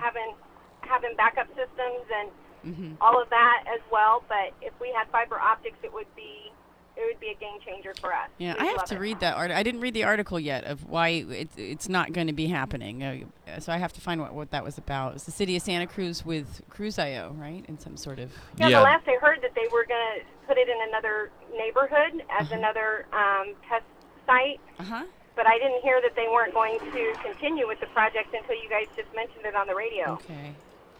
Yeah, So this project's been started already? They've already started doing some fiber optics? I don't believe so. Oh, yeah. There's fiber optics here in Santa Cruz. But Okay. they're in test sites, test neighborhoods. Got it. All right, Pam, thank you for your Thank you call. for all that 479-1080. So she wants to information. be able to download albums faster while she's at work. Is that what it is? She wants to download the new DJ She's- Khalid or the new Bruno You Mars know or the new when Kendrick you hurt Lamar. your back, way back when. Yeah. She's one of the ones who would look at those pictures and let you know what kind of damage was done and look at it in detail and that kind of stuff. She wants to watch Shakira videos. That's what it is. So Shakira. this was Yeah. part of a Dancing big, kitten I videos. think it was like a $52 million project that was going to be undertaken by Cruise.io and the city of Santa Cruz to install. Yeah, I have the details here, but why did it not go through? Do we know Basically, there were details of the agreement that they could not come to terms on. Okay. That's right. So what was this? Cruise.io was going to lay it down, and it was going to be paid by a loan that was going to be made to them by the city, right? Yeah, and then I think Cruise.io was going to pay that back off of the service fees they collect. Right. Okay. Let's see. Which, and I mean, there's so many little things that having a better internet connection, more stable internet connection can help with. I mean, even as little as children doing their homework. I mean, it's just a huge benefit for people's livelihoods. I think it's worth the sort of negative effects of maybe some internet businesses putting people out of business. Just because having faster internet benefits everyone. Here it is, dude. It's in the paragraph that I did not highlight the details. Of course it is. In late 2015, city economic development officials and Santa Cruz-based internet service provider Cruise.io aired details of a plan for the city to own a cutting-edge gigabit internet infrastructure as a public utility that Cruise.io would operate. Okay. Cruise.io would have repaid bond revenue to install the wiring using customer subscription fees. Uh-huh. Under early discussions from the Santa Cruz fiber proposal. I guess that's about right. They were going to... I wonder why it fell through. I don't know. I mean, it also is another thing. We have businesses. We actually have a lot of entrepreneur businesses here, a lot of startups here. Yeah, we do. And it's difficult to keep up with over the hill. But are they in because you downtown, can't- though? I They're mean, all don't over. those guys usually go out to you the, just to gotta- the you go to cliffs? Cruise.io. Maybe they rent an office space downtown or You something got the like that. Cruise.io, and you've got the Next Space. Yeah, I that mean, host a lot of the next people. Cruise.io might be trying to start up in Santa Cruz. They just don't have a good enough internet connection. How does that help downtown business? Am I thinking like a caveman here or what? Well- Because I'm thinking downtown businesses need to sell stuff. They don't need faster internet service. Maybe they do, but the focus should be on selling stuff. That's why people go to stores. I think where you're getting a little stuck here is you're just thinking retail. Stop thinking just retail. Some people have services. Yeah. Some people I'm thinking provide. like a caveman. No, you're just thinking shop. You're thinking brick and mortar. You're Or not someone thinking having to about start- but there are businesses that require the internet, and they're Give not me going an to sell example you of one. coffee. Give me an A tech example of one. Looker. Someone who's Okay, designing an app. give me two examples. Looker is a local company. That person who employs a called lot up of about people. the medical records. Okay, Yeah, give me the three medical examples then. Dang, 4791080. you're being unfair. All right. We're giving you examples. You I know. Just don't want 'em. Okay, I mean, there's no doubt this is a loss. No doubt about that. But is it that bad of a loss? Is it that big of a loss? I don't know. Well, it would put us right up front with the others. I think it's. I mean, I wish that they had found some terms. I mean, that do would have we agreed on. want Sounds to me. more businesses like that? Do we want more internet tech startup businesses, Ben? Do we have room to even build a parking lot for these businesses that we want to encourage? Yeah, definitely. Look at how successful Silicon Valley has been and how much money it's brought to that area. Why wouldn't do we want to that? become a Silicon Valley? No. No, we don't want to become Silicon Valley, but then keep the we internet want some out. of that money. I say get rid of the internet then. It's not going to work that way. I'm going to get my words in here whether you like it or sorry. not. When At the she same does that, I time, shut you got up. a lot of people who are driving over the hill who would love to have local opportunities to not have to drive over the hill and That's maybe also an true. industry. And there's not a lot of industry here. And there's some, but there's not a lot of sort of super tech or I think Amazon's come here and Looker is relatively big. I don't want Amazon to come here. They treat their No, employees horribly. They do, but Costco's good to their employees. For Yeah. example. Someone just called. Apparently, San Juan Road eastbound outside of Watsonville. There's a big holdup. They want to know what the heck is going on. Where is it at? Where is this at? San Juan Road. How am I East San supposed Juan to know? Road. How am I supposed to know, Oh, caller? Dave, do your job. Use your psychic abilities. Let's see, San Juan Road. I do not see anything as far as traffic speed maps show. Let me see if I can find what CHP is reporting. 475-1080. As I was hiking, I went for a hike out today, and I'm just kind of rambling while I look for things here. I went for a hike today, Ben, at Garland Ranch Park over in Carmel Valley, and I got a call from a lady from North Carolina. Somehow she got my number and called for advice. And I gave her my advice. She was having digestive problems, a whole bunch of things going wrong with her.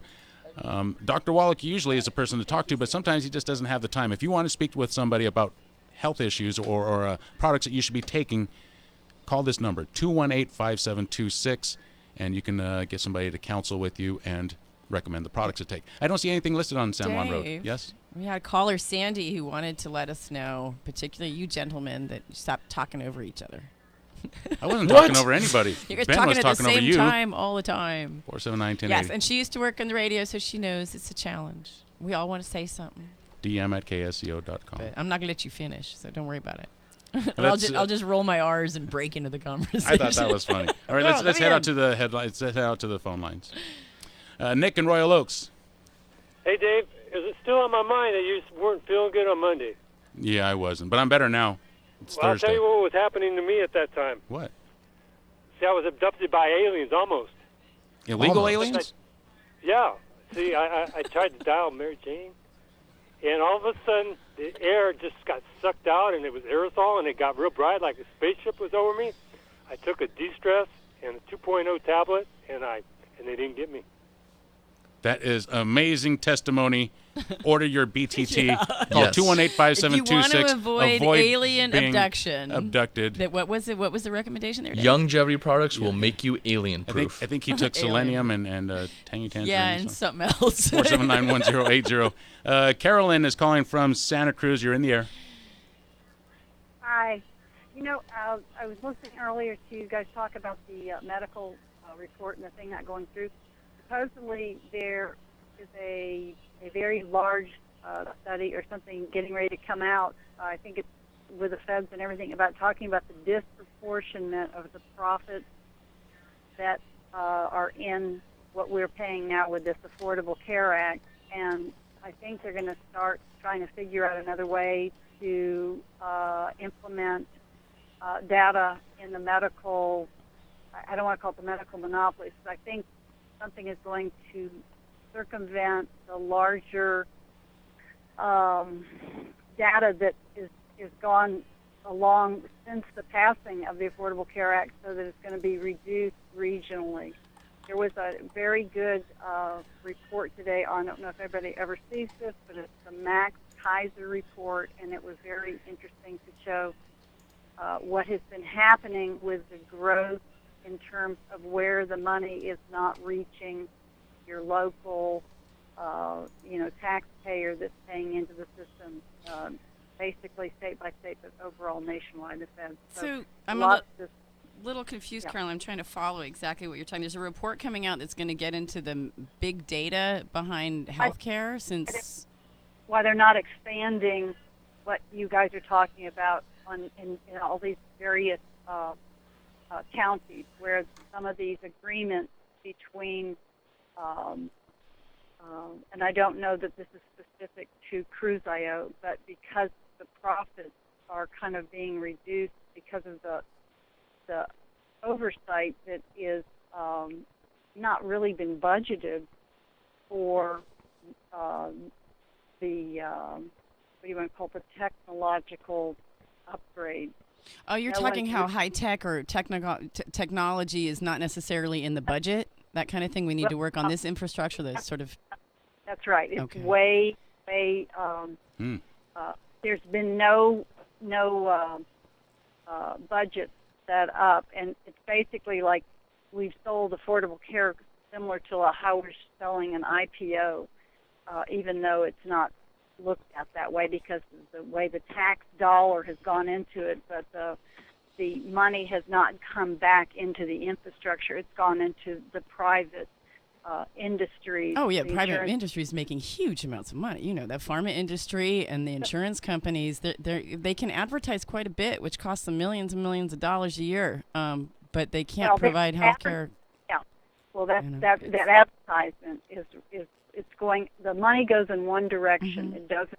And the admin is crazy. Thank you for your call, Carolyn. So wait a minute. And their call centers are in the Philippines and Costa Rica and all sorts of places. Isn't the argument or the call, didn't that call just demonstrate why, my point of view? I mean, that the internet doesn't matter for downtown businesses. It doesn't matter. No, but I'm not going to agree with you on that. You know that. I know you're not, but I find isn't you're that what being she very said? tunnel visioned with your no.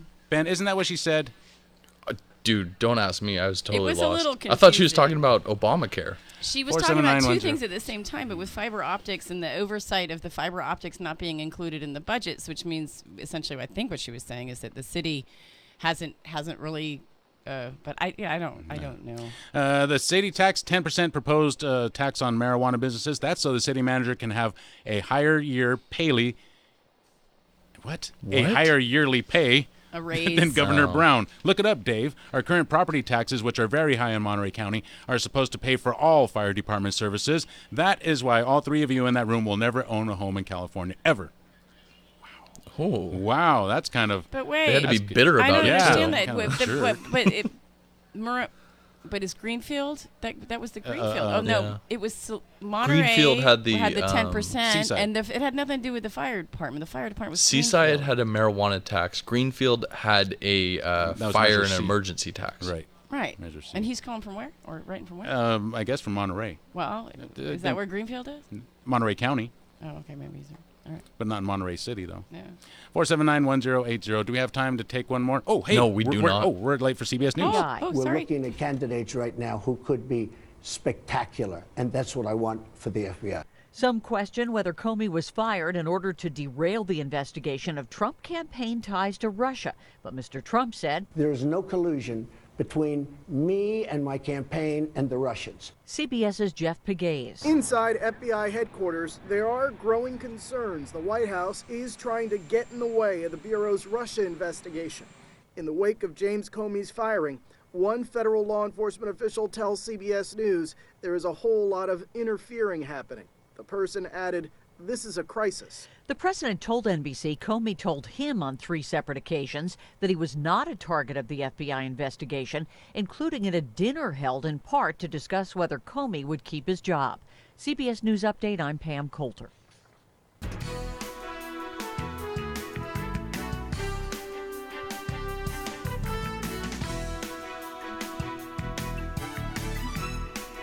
You're listening to AM 1080 KSEO Santa Cruz. It's 5:32. Time for local headlines. Here's Phil Deseth. Thanks, Dave, and good afternoon, everyone. The Santa Cruz County Sheriff's Office is warning the community about another phone scam that callers explain to victims that they have a loved one with a warrant or a kidnapping. The callers are attempting to receive money either by Western Union or the purchase of gift cards. If you get a call like this, please contact authorities. A special dog adoption event is coming up this weekend in Santa Cruz. Peace of Mind Dog Rescue plans to hold their adoption event at New Leaf Market on Fair Avenue on Santa Cruz's west side. It's slated to take place from 11 a.m. until 1:30 p.m. this Saturday. And a special awards dinner is slated to be held later this month on May 19th. The Capitola SoCal Chamber of Commerce expects to present its community awards. Honorees this year include Man of the Year Steve Jesberg, Woman of the Year Linda Smith, Business of the Year Margaritaville, and Community Spirit Anita Gabriel, Volunteer Organization, Capitola Begonia Festival, and special recognition goes to Joyce Murphy. It's 5:33, time to get back to Flight 1080. I'm Phil Deseth for KSCO Radio.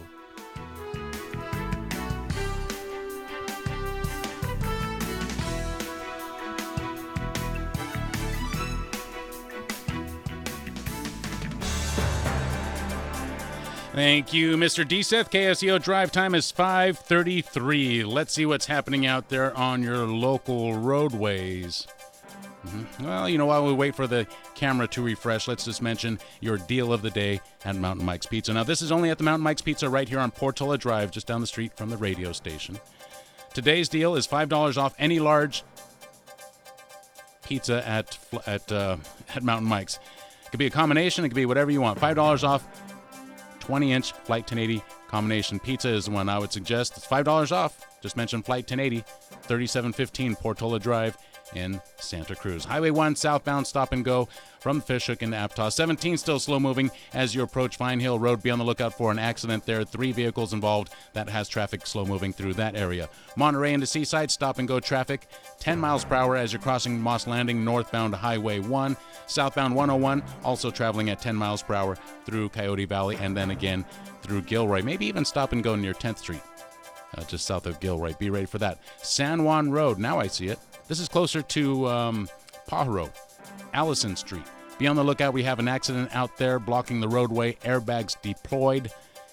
That's what has traffic stop and go as you're heading out of Pajaro along San Juan Road.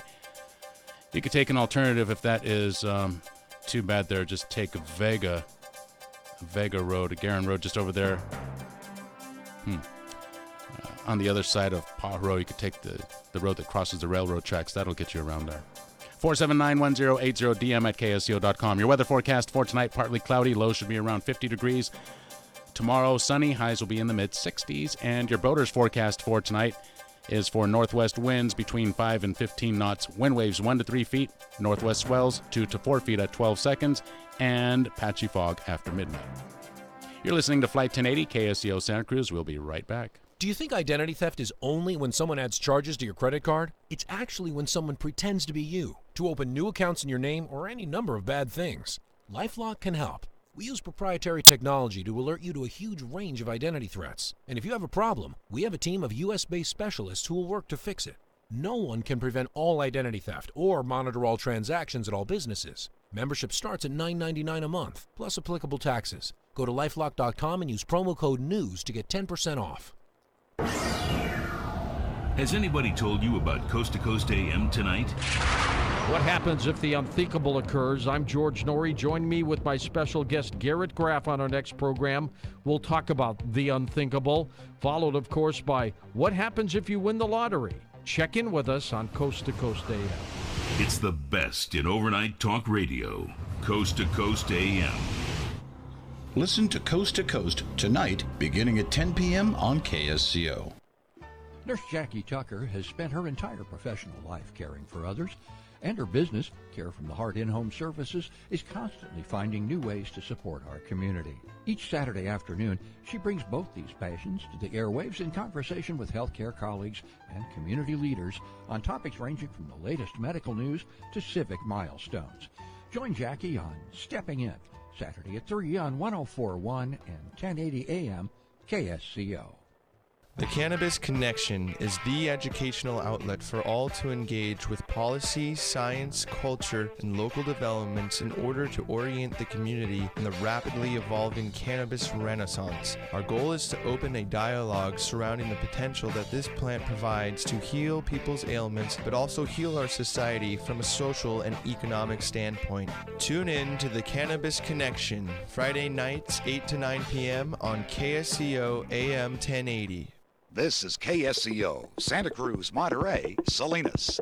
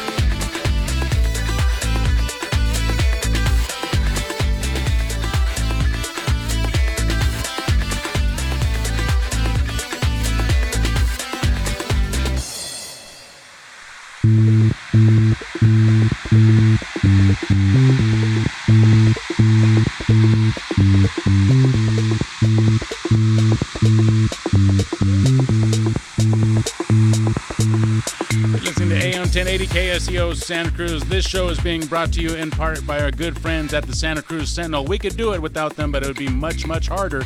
Santa Cruz Sentinel, founded in 1856, bringing you news for over 150 years. They have a fantastic deal for new subscribers, Drea. Yeah. Check this out. We got 3 deals here. You have to call this number, though, 706-3261. That's 706-3261. If you are a new subscriber, you can take advantage of one of these 3 deals. Ready? Tell me about them. Sundays only, 26 weeks. Uh-huh. $1 per Sunday. Less than $1 per Sunday. That's what you're going to pay when you order Sunday only, 26 weeks for $23.96. Okay? Friday, Saturday, and Sunday, you can get those 3 editions for 13 weeks, $18.43. That's less than 50 cents per day. Wow. 7 days a week? Yeah. 8 weeks, right? You get it for 2 months, 7 days a week, less than $20. That's only 35 cents per day. You can have any one of those 3 specials. Only new subscribers. You have to call this number. 706-3261. That's 706-3261. Today I went for a hike in Garland Park, and I sweated all over my newspaper, but it's still good. Sweated all over. Yeah, it's still good. It's right here. Yeah. Oh, that's why it smells so just funny. Wring it out. Just wring it out, and you can still read it. 479. I thought I was going to die up there. Well, you are going to die eventually. Everybody says size doesn't matter, and it's true. You don't have to go to this big park to get a workout, right? Does everybody say that, or just me? The size doesn't matter is sort of a joke that you don't necessarily want to tell on the air. It's the motion of the ocean kind of stuff. We did that on Tuesday. Yeah. So I'm climbing up this small hill, which is deceivingly difficult. It's a long, steep hike, and I'm sitting, I'm sweating. I'm thinking, oh God, I'm going to die. And then I saw this elderly lady, I don't want to say old, elderly lady just walk past me, and all of a sudden I got the strength to not let her see me sitting there like a big wuss. So I pulled out my map, and I was like, oh, where am I at? My leg is cramping, and I'm about to die, but I'm going to pretend that I'm okay because I'm too macho. That is so funny. Amazing how that happens. And then I was just inspired to keep on going. Nothing like a little old lady to make you get you up to shape. 479. Right? I couldn't let her just walk past me and me sit there girlfriend crying of like a baby. mine was jogging with her husband, and she was schlepping along, right? Because she hadn't jogged in a while, and she's wheezing and whatever. And then this runner comes by really fast, and she's like, ugh. And her husband just says to her, "Don't think about the guy that just ran past you. Think about the guy sitting on the couch." Right. Oh. I like that one. Yeah, I like that too. Keeps 479-100. Keeps you moving. You're running along, and you're like, dang it, I could be him right now. Oh, yeah, there you go. That's not supposed to be the idea, Ben. Let's get out to the phone lines. And, by the way, Garland Ranch Park, it's a nice hike. There's plenty of things that'll fit your fitness, your level of fitness, no doubt. The one part that I saw, though, there was a beautiful waterfall, which was just absolutely amazing. Nizine Marks by far is still the best place I've ever been hiking. That and Point Lobos. But Garland Ranch, there are a few places that are just absolutely beautiful. That's one of them. Have you ever hiked down at Big Sur? Big Sur. No, I have not. That's a great place. Really? Okay. Well, I got to put that on my list. It's just so far. I mean, I don't want to have to spend 2 hours traveling. You do day No, hikes, but the drive is like half the fun. Yeah. I mean, the drive is beautiful. Can you get there now? Is the I don't know if isn't it is or it not. still cut off, or is it not cut off? We'll check it anymore? out. Let's see what James in Santa Cruz Yes. has to say. 479-1080, James, you're in the air.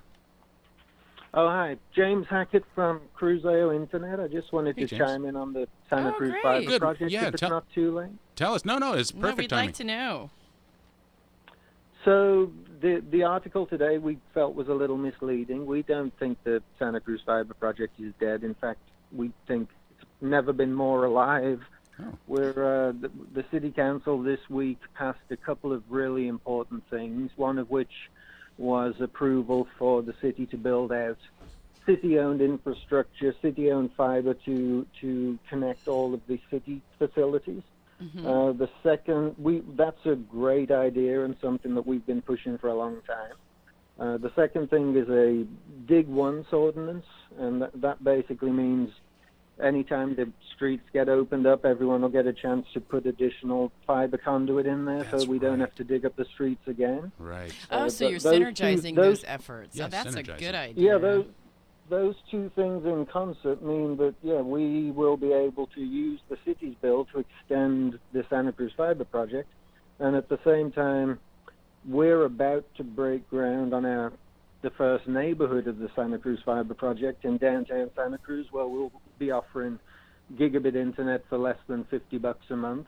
And so between those two projects, it's actually a really exciting time, and we're closer than ever to realizing the dream of having the full city built out. So what's up with the Santa Cruz Sentinel article then? Now I'm confused because it sounded like it was like dead in the water. I didn't read it all. I didn't either. So they We're such good reporters. They picked up on a comment that was made at the city council meeting regarding the negotiations last year between the city and Crusair, which certainly they were put on hold, and we took a little bit of a pivot in direction. But the idea now has been Crusair building out this first neighborhood as a proof of concept, and then getting back to the table with the city to say, look, now we've shown everybody wants this great service. Now let's go ahead and build out the rest of the city. So and, you're doing a beta basically, and then if it gets approved yeah, and it's working, exactly. then you'll continue it's a little, that. A pilot project to show just how successful this can be, and then use that as a jumping off point for the whole city. Well, that's good news. Oh, that sounds very promising. So certainly not dead. Very much alive. Did you hear how Dave says nobody really needs internet or Yeah, high-speed so- internet? Yeah, please school You him. want to school him Well, for no, a I second? think, James, since you give know me an what example you're of talking some businesses that depend on internet, downtown businesses that depend on internet, not just for dancing cat videos. Well, dancing cat videos are extremely important. Yes. Of True. course, that is 80% of it.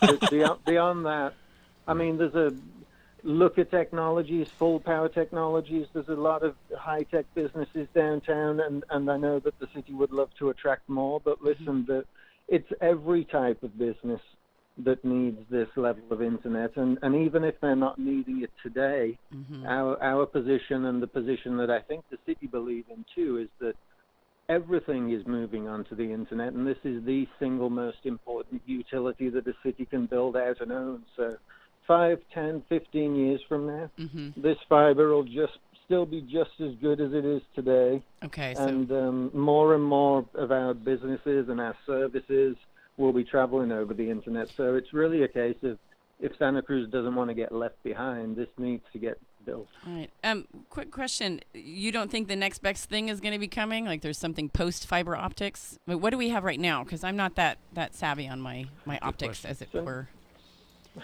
So now most of the internet travels either over old copper cables, the old phone wires, or it travels over coaxial cable, the cable TV materials.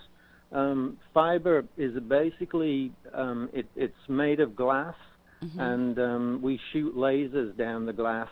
Okay. So it's pretty cool. And the only thing that limits the speed capacity is the strength of those lasers on either end. So the actual fiber optics that go into the ground, they will be good to go for at least the next 50 or 60 years. Oh, wow. There's no technology that's going to overtake that. Okay, that was my question. And didn't they lay them across the Atlantic, or am I messing that one up? I heard something about big cables absolutely. being laid against it. Wow. Yeah. And we don't have it installed here yet? I mean, but the fish some do. of the first fiber optic deployments were those big cross-channel deployments, and it was that technology is the same technology that's going to be used now to hook up homes and businesses in town. Okay. And we won't have problems. Also, these are underground cables, so you don't have all the.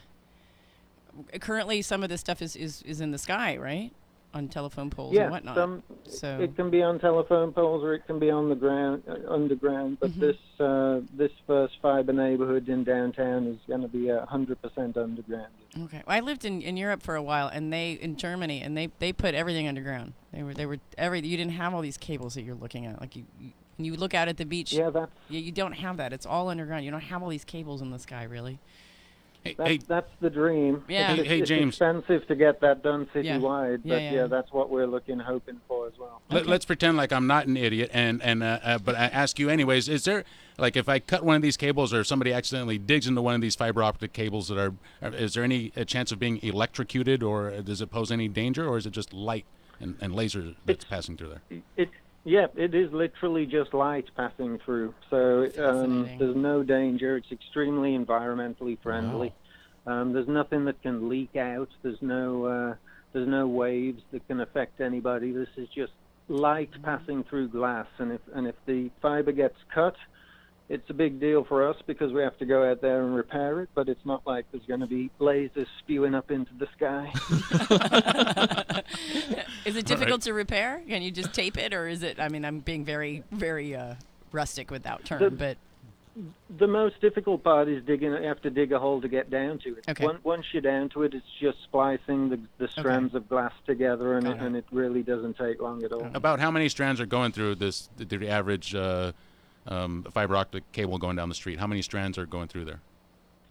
Probably several hundred. 288 is a standard count, so that's probably what we'll be looking to put throughout the city, which is sort of, as far as overbuilding, that's a huge amount of capacity for the future. The whole idea for us is we never want to be going back and thinking we wish we'd put more in, and we've never overestimated the amount of internet that people are going to want to use yet, and we don't expect that we will going forward. Yeah, I think it's going to catch on, James. I think the internet thing is going to catch on. Yeah, I think so too. You think so? I really think it's here to stay. I think it's a one-hit wonder. Well, we never know. You never know what's in the future. James, I want to thank you for calling us, man. Thank you so much. That was a great call. Yeah, a lot of great info. I feel so much smarter.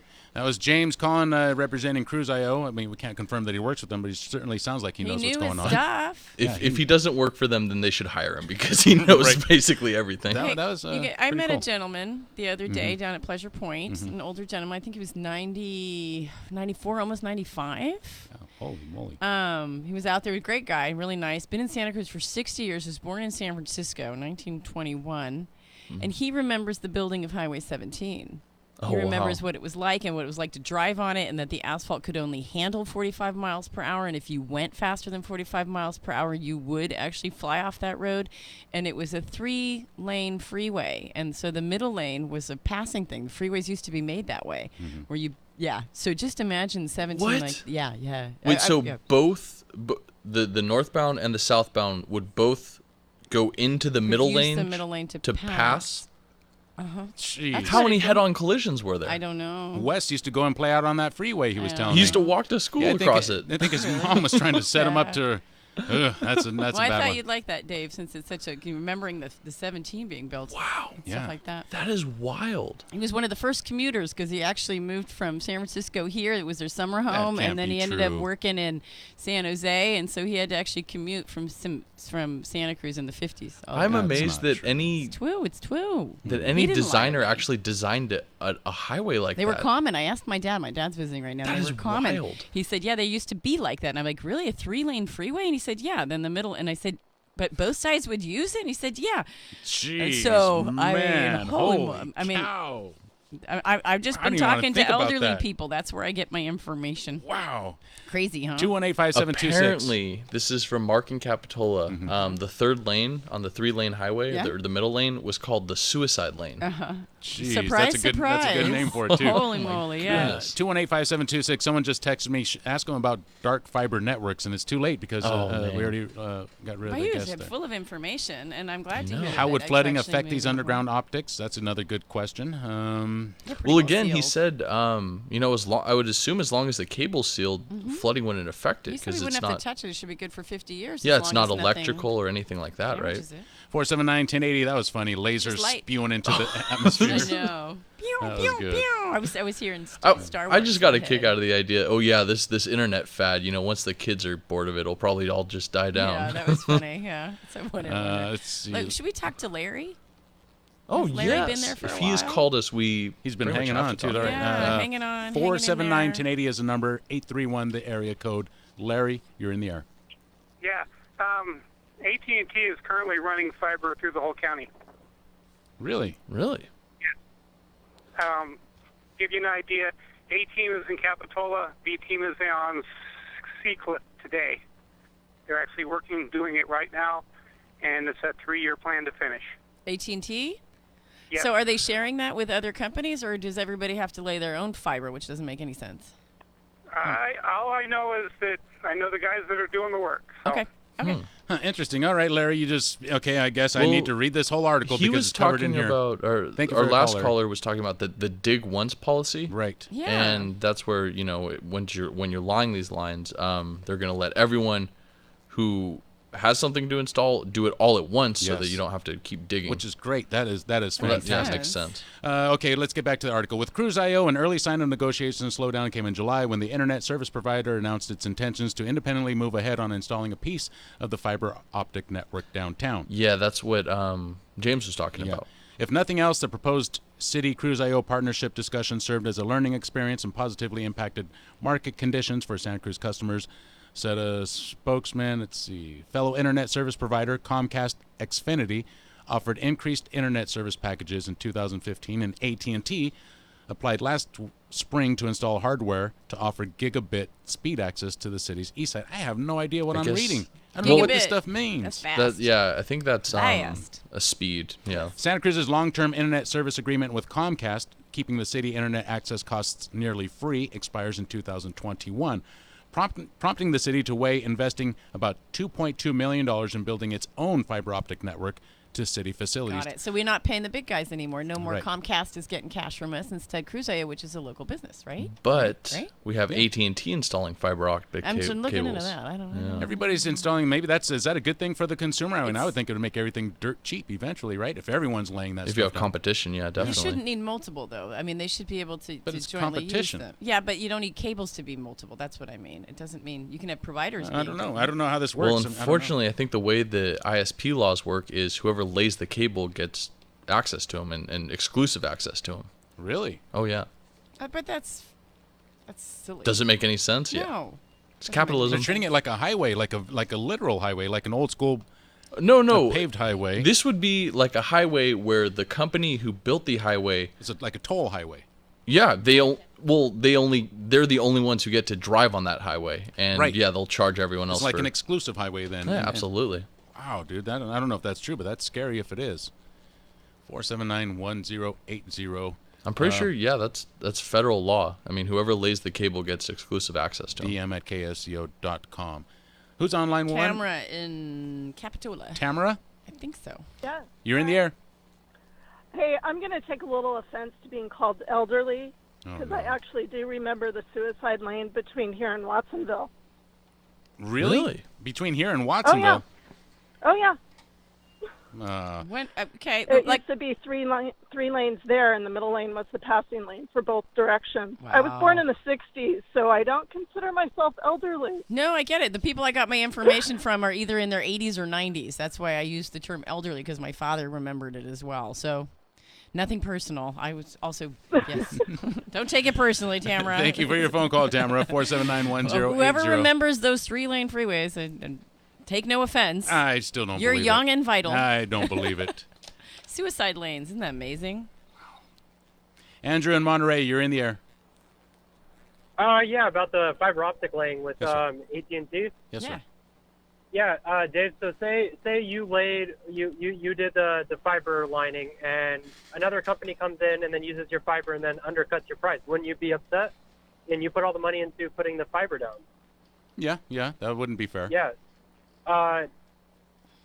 That's why those laws actually work out because, I mean, unless it's a taxpayer thing where we all pay for the line to be laid out, I mean, the company has all the freedom to, limit access from other companies. I mean, the danger if there, it though, becomes is a public utility.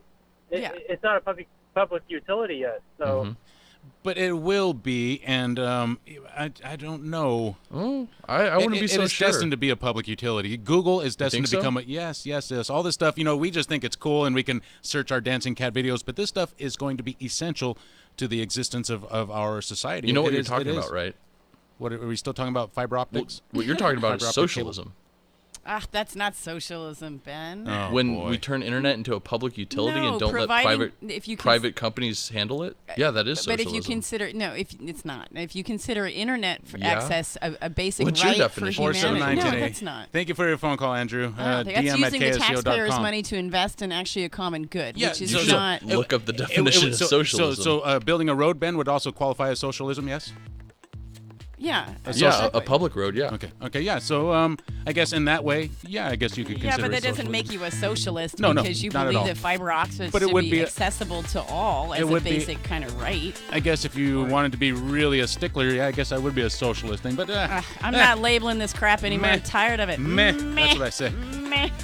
479-1080, DM at KSCO.com. Hey, Dave, you went hiking at Garland Ranch. Did you see Skull Rock, or a rock that looked like a skull? No, I did not. I must have missed it. You were too busy trying to I was catch too your busy. breath, not being like 47910 being looking passed macho. by an elderly lady, right? KSCO.com. Who was not the woman who called, right? It's not No, Taylor. not her. Not her. Not her. CBS News, I'm Pam Coulter. Right after his aide said the president fired James Comey on the recommendation of the Deputy Attorney General, President Trump set the record straight in an interview with NBC. CBS's Major Garrett reports. President Trump said today he was going to fire James Comey no matter what advice he received from Attorney General Jeff Sessions or Deputy Attorney General Rod Rosenstein. I was going to fire Comey. There's no good time to do it, by the way.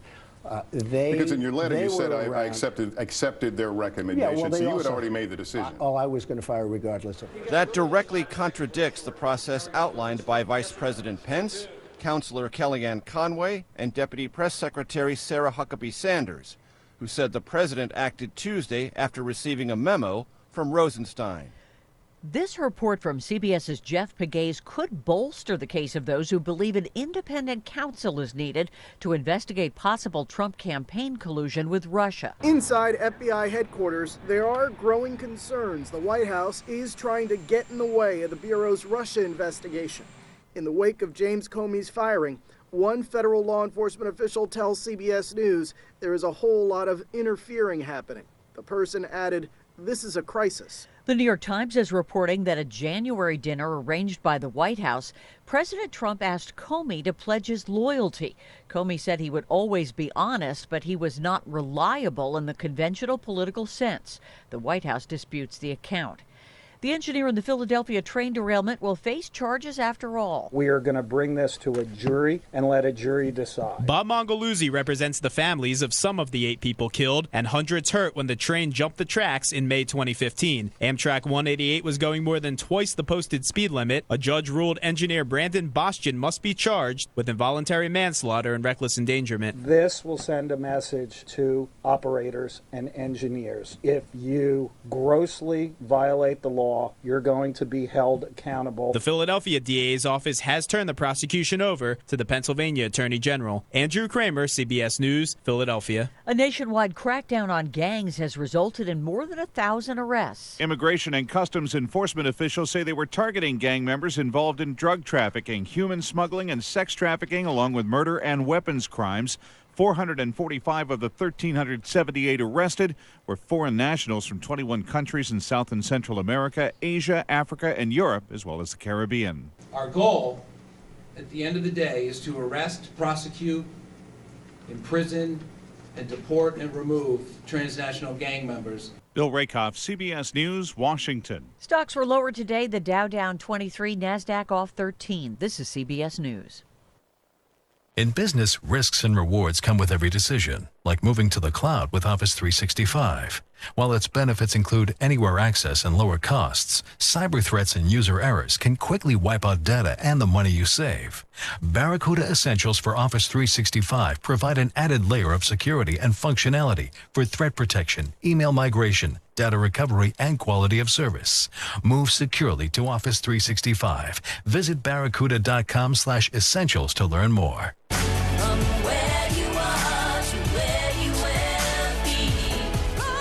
This is Charles Husband. Olivet Nazarene University believes that an education unlocks a person's potential. They believe an educated person has a positive impact on his or her community. They believe that education is not something to be contained, but imparted to the world. They believe in you. Learn more at graduate.olivet.edu. Olivet Nazarene University. Where you are to where you will be.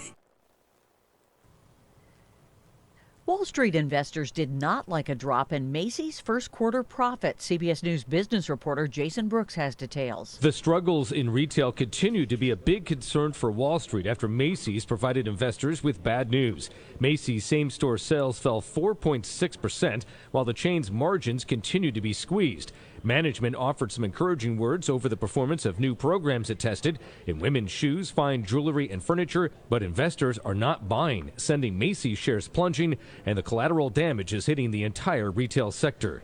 Two items linked to President John F. Kennedy's physical fitness initiative are going up for sale.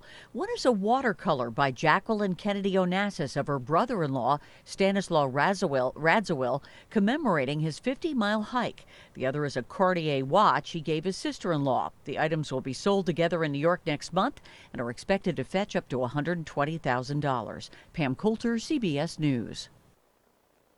Imagine all the sleep you cost your mom through the years. As a crying baby, nightmares in grade school, and speaking of nightmares, let's not even talk about when you were a teenager. Hi, I'm Scott Tannen, founder of Boll & Branch, and I'm going to help you give your mom the gift she deserves, a great night's sleep with a set of Boll & Branch sheets. Our sheets are handcrafted from 100% organic cotton, the softest she'll ever feel, and they get softer over time. We only sell at bollandbranch.com, so you get twice the quality at half the price. No middleman markups. Everyone loves Boll & Branch, even 3 U.S. presidents. We guarantee she'll love them too. That's why your mom can try them risk-free for 30 nights. They arrive beautifully packaged in our signature gift box. No wrapping needed. Now through Mother's Day, we'll give you $50 off your first set of sheets when you go to bollandbranch.com and use promo code SLEEP. That's bollandbranch.com spelled B-O-L-L and branch.com. Promo code SLEEP. That's bollandbranch.com. Promo code SLEEP.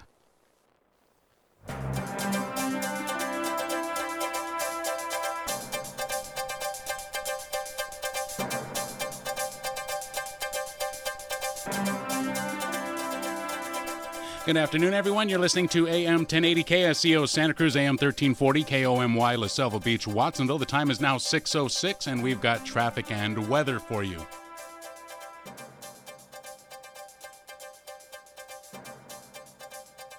Your forecast for tonight is for mostly cloudy conditions. Overnight lows should be around 50 degrees. Tomorrow, sunny. Highs will be in the mid to upper 60s. Your Monterey Bay boaters forecast for tonight. Northwest winds, 5 to 15 knots. Wind waves 1 to 3 feet. And northwest swells 2 to 4 feet at 12 seconds, along with patchy fog after midnight. Time is now 6:06. We're moving on to traffic. Highway 1 in Santa Cruz is slow moving, stop and go at 41st Avenue still. Monterey into Seaside, 10 miles per hour. Southbound 1 passing Salinas Road. This is as you're heading into Moss Landing from Watsonville. Speeds right around there, down to about 10 miles per hour too. I see a lot of slow moving traffic into Felton. This is northbound Highway 9. I don't see a reason listed for that, but be ready for that. Southbound 17, slow moving as well near Vine Hill. An earlier accident still has traffic slow moving through there. The backup has gotten much, much better. Southbound 101 through Coyote Valley, 10 miles per hour.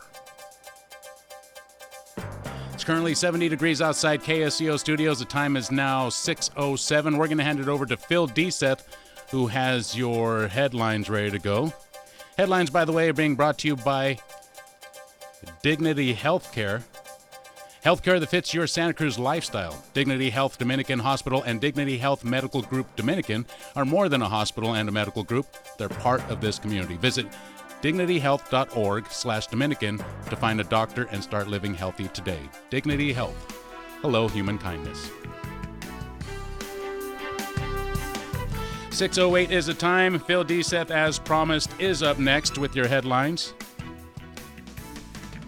Take it away, Phil. Thanks, Dave, and good afternoon, everyone.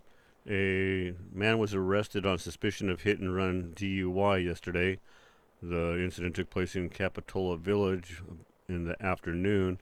23-year-old Gregory Cloud reportedly drove over the sidewalk next to the Big Kahuna Hawaiian shop and smashed into a palm tree. Witnesses reported that Cloud jumped out of the vehicle and took off running with a 36-pack of beer. Cloud was located a short time later and arrested. There were no reports of any injuries. A homeless man convicted of committing lewd acts on a 15-year-old in Monterey has been sentenced to 2 years in prison. The incident took place in 2016 at a coffee shop in downtown Monterey.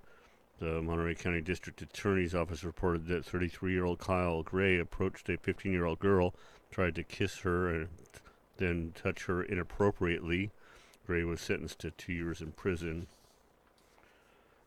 A Seaside man accused of robbing a business at Knife Point has been arrested. The Monday night robbery took place on North Fremont Street. 54-year-old David Hufford faces possible charges of armed robbery, driving on a suspended license, and a probation violation. He's been booked into Monterey County Jail.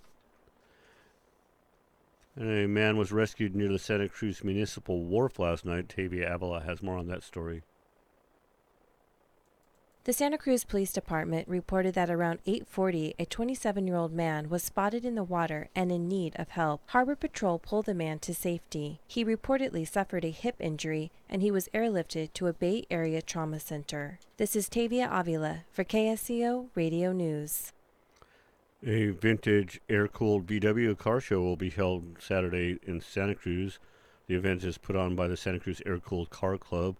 The car show is family-friendly and includes a silent auction, live music, and food. The event will be held from 9 a.m. till 4 p.m. at Shoreline Middle School on 17th Avenue in Santa Cruz. For more information, call 831-475-6565. And the second annual Santa Cruz Arts and Technology Festival takes place on Saturday. That event features tech exhibits including virtual reality demos, robots, drones, and interactive games. That will also have an indie music marketing workshop, a variety of musical performances. The Tech Festival is this Saturday from noon till 9:30 p.m. at the Center for Spiritual Living, located at 1818 Felt Street in Live Oak of Santa Cruz. And a special awards dinner is slated to be held later this month. Susan Simon has the details. On May 19th, the Capitola SoCal Chamber of Commerce plans to present its community awards. Honorees this year include Man of the Year Steve Jesberg, Woman of the Year Linda Smith, Business of the Year Margaritaville, and Community Spirit Anita Gabriel. The volunteer organization this year is the Capitola Begonia Festival, and special recognition this year goes to Joyce Murphy. For KSCO, this is Susan Simon. And finally, when the new executive director of the Santa Cruz Chamber of Commerce, Casey Beyer, was asked why the city doesn't build tiny homes or at least provide containers as housing for the homeless, he said, The developers here have looked at the bottom line of how they can build a home that returns investment to the developer, but also creates the type of housing stock that the people want. We have a lot of single-family homes with large lots, and yes, we saw just recently the state of California and the governor changed ADUs where we can have auxiliary units on properties. That's a small solution to the problem, but it does open the door to conversations about different homes in this community. Beyer went on to say that the city is considering a variety of ways to house the homeless, but the work is still in the beginning phases. It's 6:12. Time to get back to Flight 1080. I'm Phil Deseth for KSCO Radio.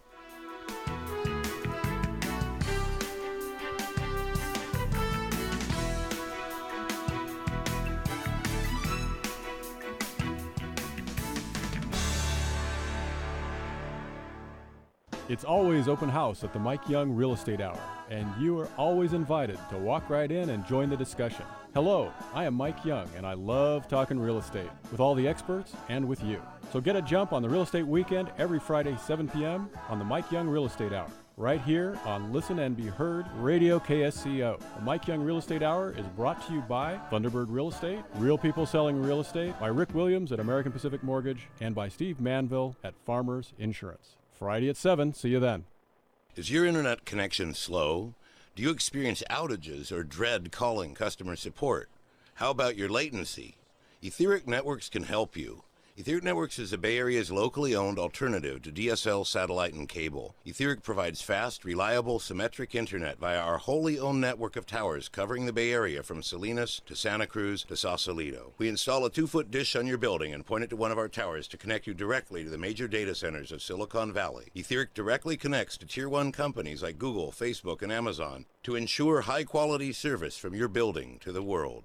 KSCO Residential Special. Residential service up to 10 megabits per second, symmetric, that's up and down, for $85 a month and $199 installation, with guaranteed minimum speeds and uptime, unlike our competitors. Etheric Networks. Call 650-399-4200. That's 650-399-4200. Etheric.net. That's ETHERIC.net.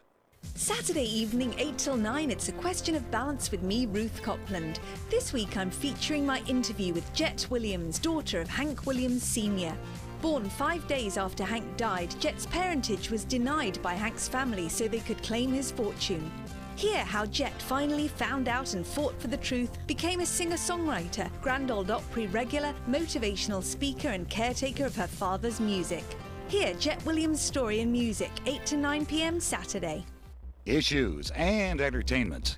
That's AM 1080 KSCO.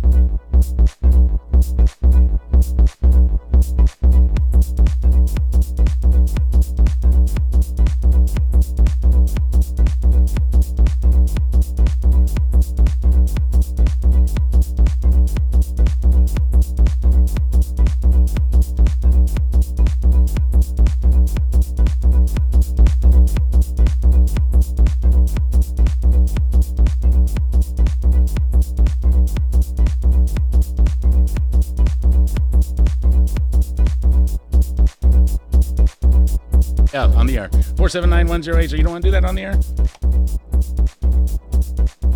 All right, let's just talk about it. Or not. Go, I don't care. 479-1080. Okay, here's something I was wondering about then, if you don't want to talk about that. Where's Sean Spicer at?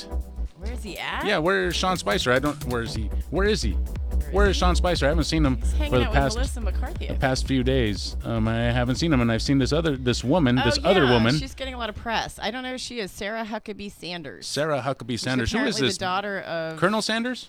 Bernie Sanders. No, she's not. Larry related. Sanders. No way she related to my Bernie. I do love me some Ned Bernie. Flanders? Ned Flanders, maybe. Bernie. Who is she again? She's Huckabee's daughter. Okay, Mike Huckabee. So what is she doing there? I've been wondering about that too, but I was too busy hiking today. She seems to be press secretary or stand-in. She's press deputy. secretary? She's deputy press secretary, I think, is what her title is. But what happened to Sean? I don't know. He's probably getting laying on a couch somewhere and counseling. 479-1080. 218-5726. Order your longevity I wouldn't want products. his job, I can tell you that. Whoa, yeah, I know. They put him in a tough spot. Well, he put himself there. It's not like they put a gun to his head.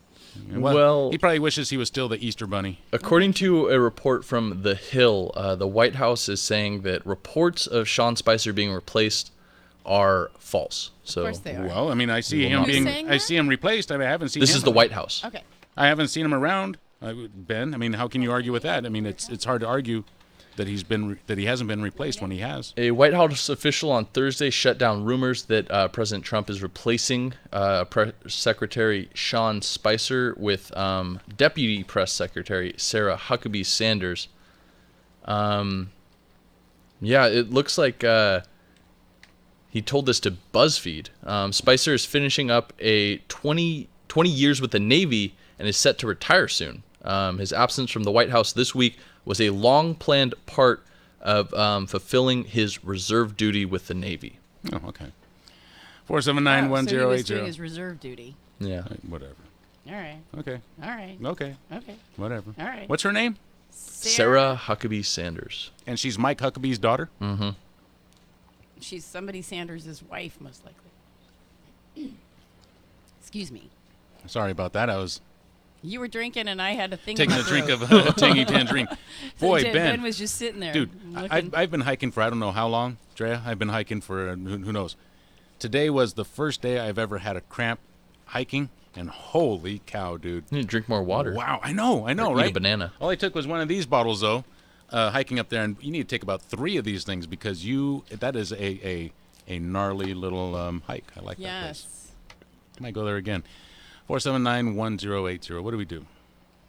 We have a phone call. We do? Where? On the phone line. Helen?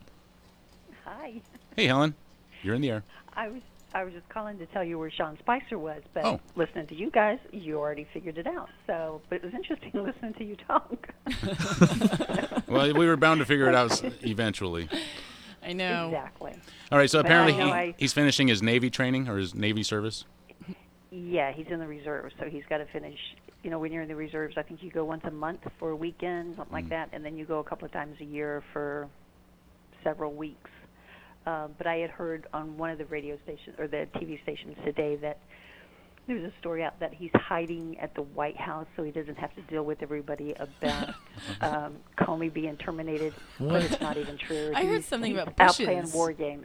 I don't Was there believe anything with I bushes? know. Can you believe that? I've heard all Hiding sorts in of the funny bushes. things. Hiding in the bushes. I don't know what it was like. I haven't been watching. Yeah, there's a honestly. Washington Post report saying that he had tried to hide from the reporters in the bushes, but then they later had to correct it and say that he was hiding next to the bushes. Next to the bushes. But I think there's photographs of this. Yes. 4719. Thank you for your call, Helen. Thanks, Because Helen. I saw that same picture too, and it showed him dressed as the Easter Bunny because he was the Easter Bunny at Apparently, at the White House, one of their Easter.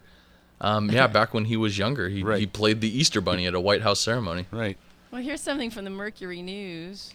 All right. Was Sean Spicer in or among the bushes? Okay, read this. I hadn't heard this. Read this.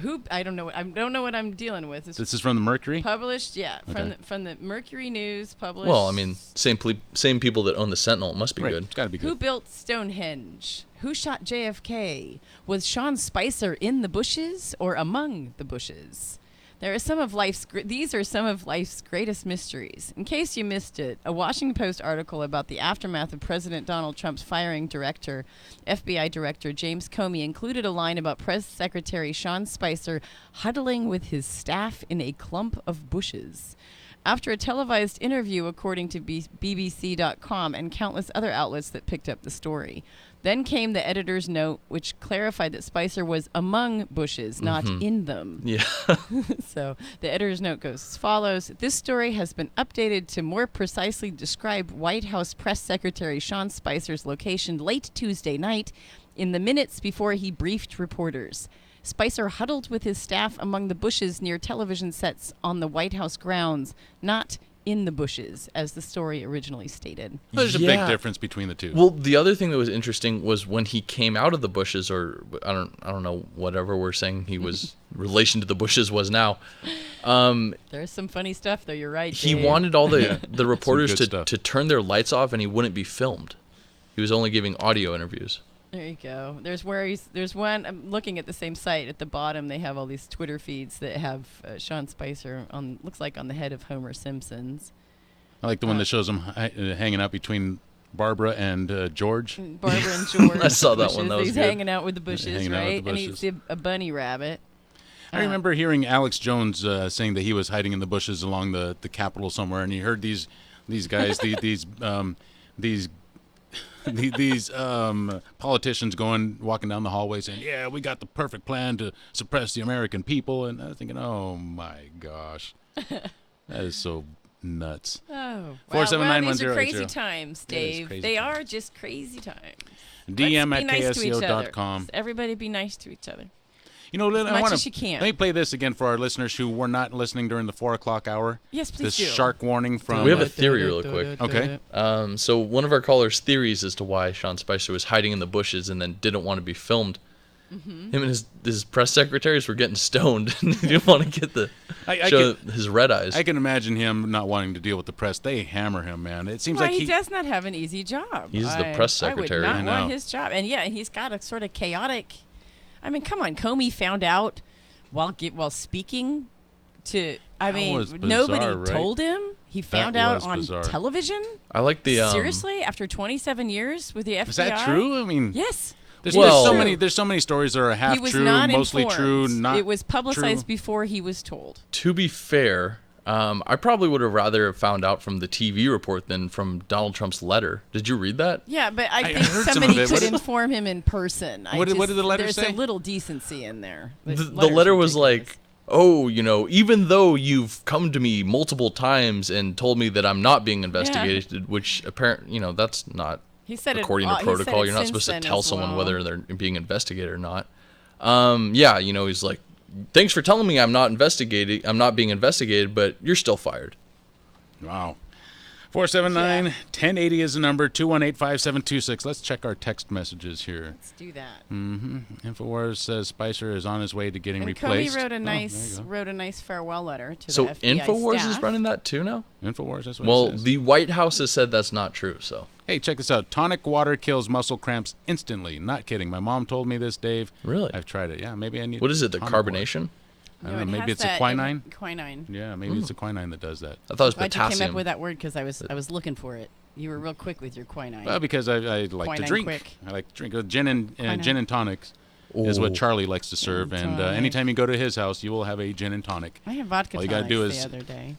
unless you say no, you will have a gin and tonic in your hand. You'll be damned. It just With it just or happens without that way. lime? Sounds like it happened in Lime? place. It is. Lime, It lime? happened in place. Lime? Okay, so can I play this again? It's only 44 seconds. The sound of the This sheriff's. is the sheriff's warning that they barked down to the surfers. Get the hell out of the from water. their helicopter. You're about to get eaten by a shark, Yeah, right? this is being spoken to paddle boarders in the Paddle water boarders. in Southern Well, California. And according to me, How I do you mean, stay calm after they tell you this? Let them listen first. Let's let them hear it and see if they can stay calm. according to me, this sheriff took a little bit of time getting around to the point of his message. Okay, you think he was kind of okay? Well, let's check this out. Yeah. Attention in the water. Attention in the water. This is the Orange County Sheriff's Department. Be advised, State Parks is asking us to make an announcement to let you know you are paddleboarding next to approximately 15 great white sharks. They're advising that you exit the water in a calm manner. The sharks are as close as the surf line. Thank you for your cooperation. Have a nice This is day. the Orange County Sheriff's Department.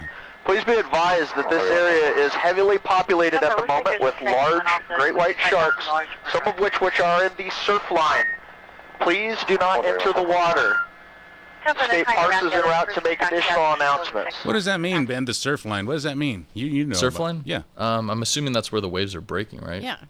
That's where they break. That's where the surfers hang out then. Mm-hmm. Well, is that where the paddle boarders? No, the breaking of the surf line is right there, right? You mean like where the kids go play? No, that's the shore. That's the shoreline. Surf line's where the waves are begin forming and breaking. Forming and breaking. Well, they don't form and break at the same place, right? They form way out there and then they break closer to the shore, or no? No, I mean they form and then they break, and you catch the wave right before it starts to break. Oh, okay. We're such surfers. Yeah, I don't know, Dave. dude. I don't know. We gotta get better at this. Hang 10, cowabunga. Is that what they said? Do they even say that anymore? It's a dude, get the hell out of the water. Infowars says Spicer. You're not from around here, are you? Okay, let's I'm get to our kidding. story Surfers lines. aren't actually like that. Oh, not yes, around they here. No. Let's get to our phone stories. DUI suspect has been deported 15 times. We talked about this yesterday a little bit. A Mexican citizen yeah. accused of severely injuring a 6-year-old boy in a At a DUI rate, crash. Yeah, he's being deported at a rate of Once per year. deportation a year. Yeah, 15 times since 2002. Mm-hmm. He's been deported 15 times since the year 2002. He's injured a 6-year-old boy. Ben, we're talking about this. Talk about that yesterday. We did, yeah. But I think I caught that part. But so shouldn't it work this way? The guy gets punished, right? He gets sentenced or whatever. He gets his day in court. We find him guilty, maybe, and he serves his time here, and then he goes back, right? You don't say, hey, your guy came over here and hurt somebody. We want him out of here. No. You committed a crime here. You serve your time here, and then you get sent back there. Oh yeah, you guys. Doesn't that seem right? No. No? I just think it's ridiculous. I mean, of course there should be some punishment, and if it's Well, going to yeah, I mean, if we get punished, he's got to get punished. We punish so many people. Not that this person shouldn't go to jail. That's not what I mean. Right, But right. I think Interesting. we don't need to exasperate mass incarceration. It costs us a lot of money to lock people up all the time. What's We're gonna interesting to deport me them is anyway. that, I mean, this guy was deported 15 times, so I'm assuming he committed 15 crimes in the U.S. that were worthy of deportation. So if that's true, why was he getting let out in a year's time? Well, how does he get back in? Or exactly, I mean, That's what I'm a little confused. I didn't think you get deported all the time. I Well, thought it must be pretty easy to get in if he got in 15 times. But you're right, 15 Ben. years. If he got deported, that means that he probably committed a crime. Yeah, he must have committed a crime Wow, that was dude. bad enough to warrant deportation. But then again, he's not spending any time in jail, it seems like, because he's going in and out of Mexico constantly, and he's being deported constantly. Wow, interesting. I hadn't even thought about that. 479-1080. Drea, is there any crime that you would see worthy of deporting somebody for? Or no? It's kind of a broad Well, I mean, brush like, there, okay, isn't let me throw you this. If somebody is convicted of murder in your court, you're a judge, you convicted them of murder, and you know that he is illegal, should he? I mean, obviously he's got to serve his time here, right? I mean, he committed the crime here. He's got. After that, is it worth deporting him or no? The only I don't know if I'd broad brush that. I might be part of the whole what do you call it? Not appeal section. When you're I done would say- probation time, that kind of thing, where you would see. I don't know. I would say the only reason to deport a criminal is if they committed a crime in some other country, and you're deporting them back so they can be tried by that justice That's system. extraditing. They do that a lot. You're talking about extradition, yeah. So that's well, actually. you're still deporting them from our country. Yeah. That's true. 479. Is there the extra and the intraditing? 1080. 479-1080. Extradition is what you're talking about. Do we have time to pick up a phone call? Did we have one there? Yeah, we got Hector. Oh man, Hector, let's do it. You got less than a minute, but take it. You know, as a naturalized citizen, I'm driving drunk. You dog. All right. You're gonna get deported for that. Let's deport him. KSEO Santa Cruz, eject him from the plane, Ben. Make sure he gets the backpack that's full of lunch supplies. Ooh, or comic books. Not the parachute. Give him the other backpack. KSEO Santa Cruz, flight 1080. CBS News Update. Contrary to previous White House explanations, President Trump now says he decided to fire James Comey before receiving a memo from Deputy Attorney General Rod Rosenstein. CBS's Major Garrett. Rosenstein was deeply troubled by White House talking points identifying him as the central mover in Comey's dismissal. The White House also said today the president wants the Russia investigation to end and end with integrity, and said that firing Comey will, quote, make that happen. CBS's Jeff Pegues reports one FBI official says there's a whole lot of interfering happening. Acting FBI Chief Andrew McCabe directly contradicted White House claims today that Comey lost the trust of his own people during a Senate hearing. Is it accurate that the rank and file no longer supported Director Comey? No, sir, that is not accurate. Director Comey enjoyed broad support within the FBI and still does to this day. CBS News Update, I'm Pam Coulter.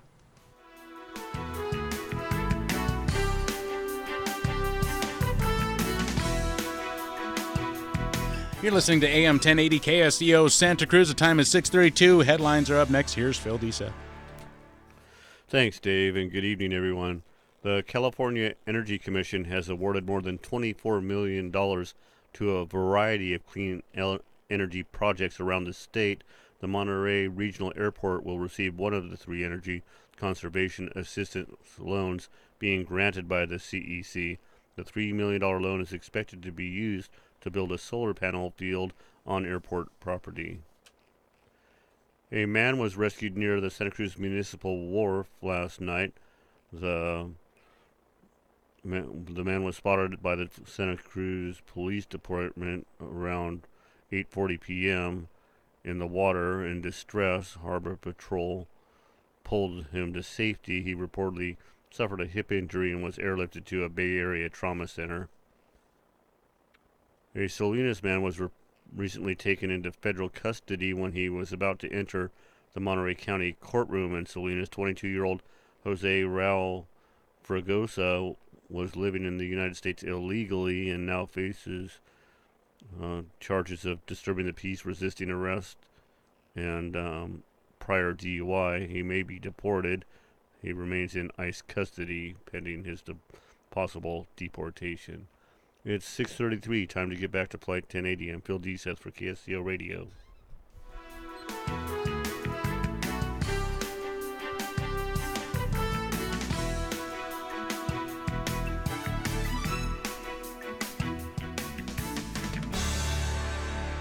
Grab your family and friends and head over to De La Viega Elementary School's annual Spring Carnival on Friday, May 12th from 4 to 8 p.m.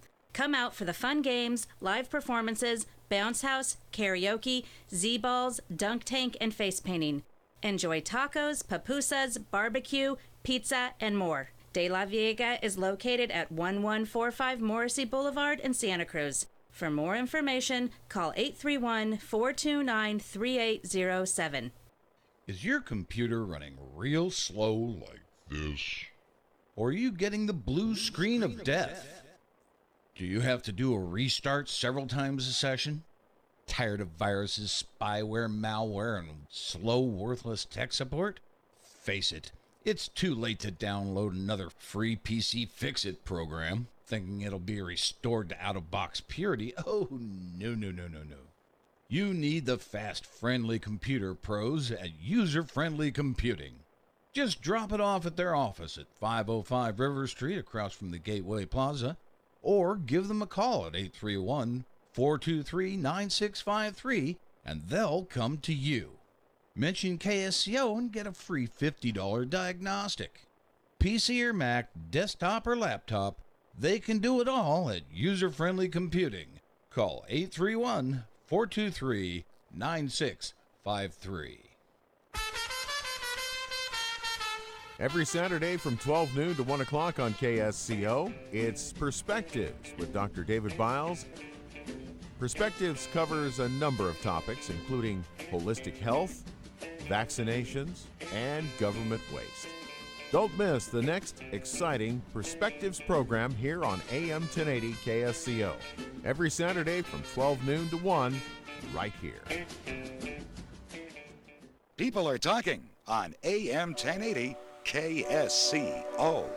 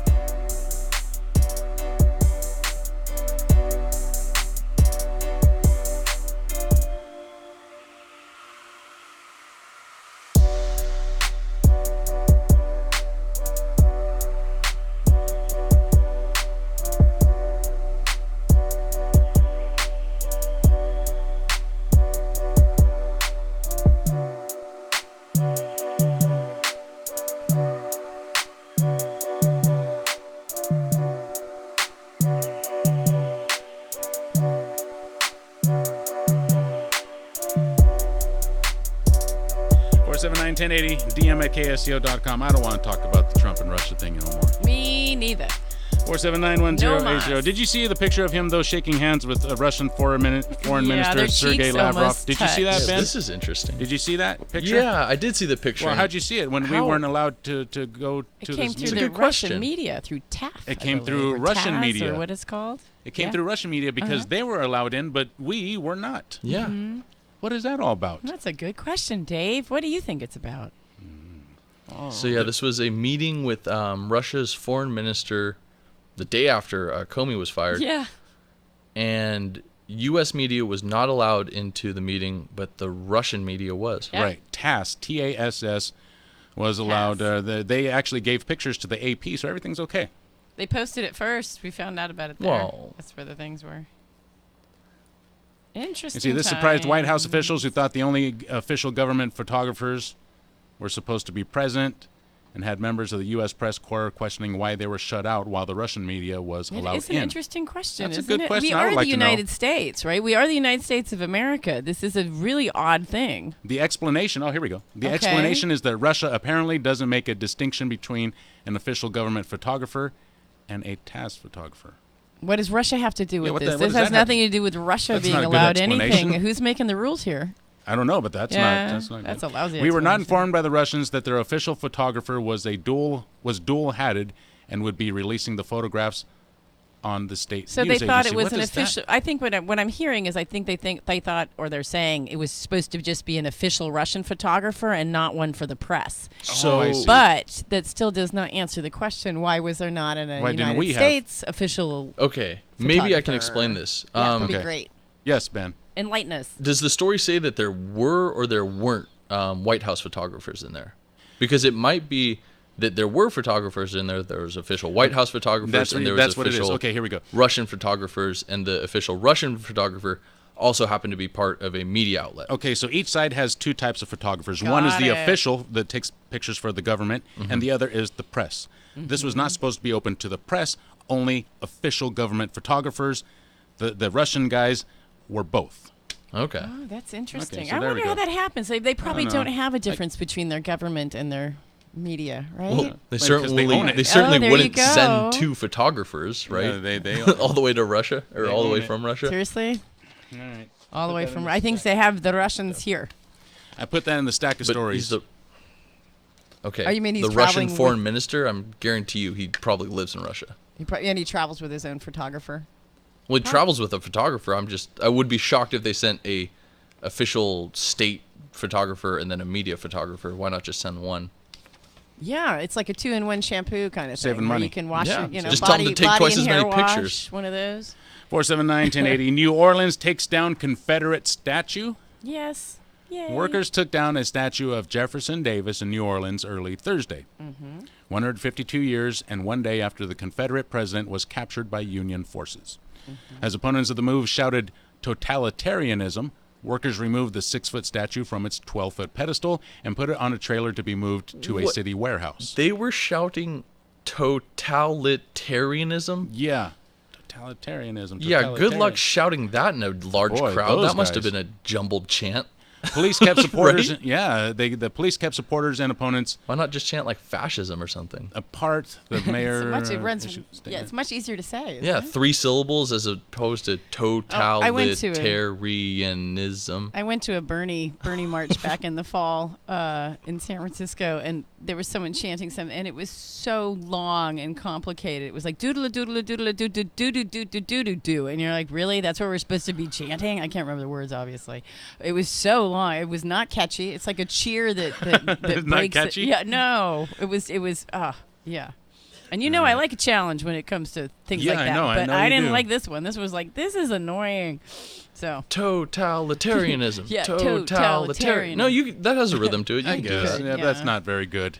I like it. This is Yeah. not very good. Totalitarian, Yeah. Okay. Yeah. All right. All right. Trump takes credit for inventing the phrase priming the pump. Yeah, it's been around for 200 years, I think, or 150, Yeah. something like that. Priming the pump.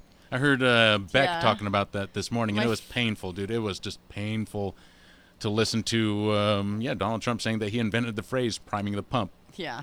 Yeesh. Why would somebody do that?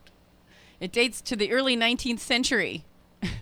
Wow, that is a long But he time. made it up. Maybe he did a time travel. And he went back there and reaped some havoc and then came back again. Philip Bump from the Washington No, 'cause he was Post. saying, he said, you know this phrase, priming the pump? I only heard about it like a few weeks ago, or I invented it or something. Yeah, I think he said he invented it. The only thing he'd recently heard about was that Lincoln was a Republican. That was new news to him. And that Jackson was actually dead before the Civil War broke out. And he didn't actually be really upset about that. Those are some of the... Andrew fact Jackson things. was probably a Democrat, too. Hey, who's on the nickel? The nickel? Yes. Well, that's a good question. Yeah, I know. Lincoln's on the penny. Lincoln's on the... Who's on the nickel? 'Cause Washington's on the I was digging through quarter. my coins the other day, and I was thinking, Isn't who the hell are Kennedy you? on the dime? I gotta look. Yeah, Kennedy's on the dime, yeah, and on the silver dollar, or at least on one of the or the 50-cent piece. What is he on? No. He's on the 50-cent piece, I'm right, not Kennedy? good at Do you my have a nickel on you? coins. Let me see what I got. Okay. Hold on, I'm whipping out my cash. Holy Don't- moly! I got a nickel. I got a nickel let's for see you who and this a is. nickel for me, and I got a couple dimes. Yeah, too. you know what? Unfortunately. Hamilton. Oh, darn it. How'd you know? Oh. Somebody called? Yeah. No, I actually remember that. Because he's on the 10 and the nickel, right? He's on all the money Yes. because he started the Federal Reserve System. All right. He was a you know, Or I the don't. federal. I maybe can't didn't even start tell you that. if this is Hamilton or I can't tell you that. I I don't can't know. see it either. Even Yeah, if I could see I'm- his picture, I just don't know who it could I be. should have polished my coins before I gave them to you. That might have made it easier. May check it up on I Google, usually I don't know. polish my coins every evening to make sure my money's clean. The I'm kidding. I don't really do that. The Rock is serious about running as president. You believe that? Do you care? I don't know. You know who The Rock is, I wrestler? do know who The Rock Okay. is. I do know that. See, he's kind of funny too, isn't he? Yeah, got he's he's got a We sense were all of wrong. humor. Well, who is it? Apparently, it's Thomas Jefferson. That's not Thomas Jefferson. That's according to Look it up on Google. Wikipedia. What? Oh. Yeah, and that's You know, what one of our anybody- callers just Anybody said can too. write Wikipedia. Anybody? Yes. No, we don't believe it. That's weird, because isn't Thomas Jefferson also on the $2 bill? Everybody's on the $2 bill.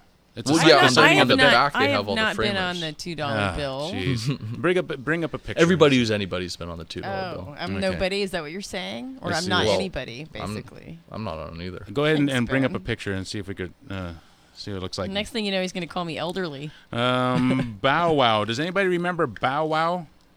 Little Bow Wow, and now his name is just Bow Wow because he's not little anymore. You know what? I took a picture with either Bow Wow or Little Romeo, and I don't remember which. Let's see. Little Romeo was what? What's his name's kid, right? What's his name? The Little guy who say, Romeo? what's his name? Make him say, he was,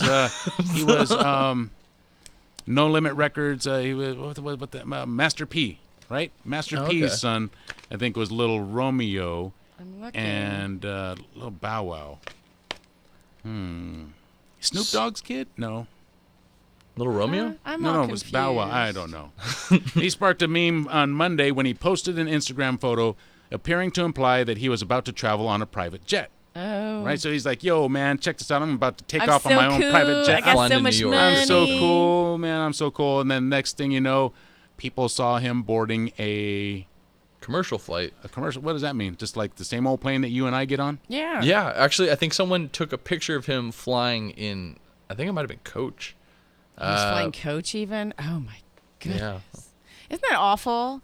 Think about the ego aspects of that. You got money, so you got to do this, and that makes you so much better than other things. It's just something about it. I Oh, they're mean, calling this the Bow Wow ridiculous. challenge now. Did you see this? Yeah. In which social media users post a glamorous or otherwise awesome-seeming photos, followed by a wider shot showing the truth. So they could show you lounging on a beach, right, sipping on your martini, and then the bigger picture shows you that beach in the middle of a toxic, a nuclear dump, right? I think the example they were using was some guy took a picture that looked like he was sitting at a football game, but really was just sitting on a couch watching TV. He says, I love it because people don't understand the scientific method to my madness. Yeah, this is Bow Wow's explanation that doesn't make a lick of sense. I'm about to have to the biggest show on WeTV, period. So you spelled head wrong, too? I don't know. About to head to the... I'm about to have the biggest show on WTV. That's what he meant to say. It's a scientific method to my madness. You just got to watch the show. Everything's for the show, he says. For the show. A scientific For show. method For the show. So For show. he took two phrases For right there. shizzle. You got the scientific method, which is one thing, Right. and then you have a method to your madness, which is a saying. Yes. And he sort of smushed them together, and you got a scientific method to his madness. I like Yeah. that. That's cool. That guy doesn't know what That's he's next level stuff. I think he just went on there and tried to promote his show. Hey, who is that guy on the $2 bill? Why is he looking at me like that? He's just like, He's kind I of got think his the head $2 cocked to the bill's side. Jefferson, and I'm Looks pretty like Pepe sure the Frog. I'm sort of. pretty sure the nickel is Jefferson too, because it's got what Monticello on the back, and that was where he lived. 479 $1080.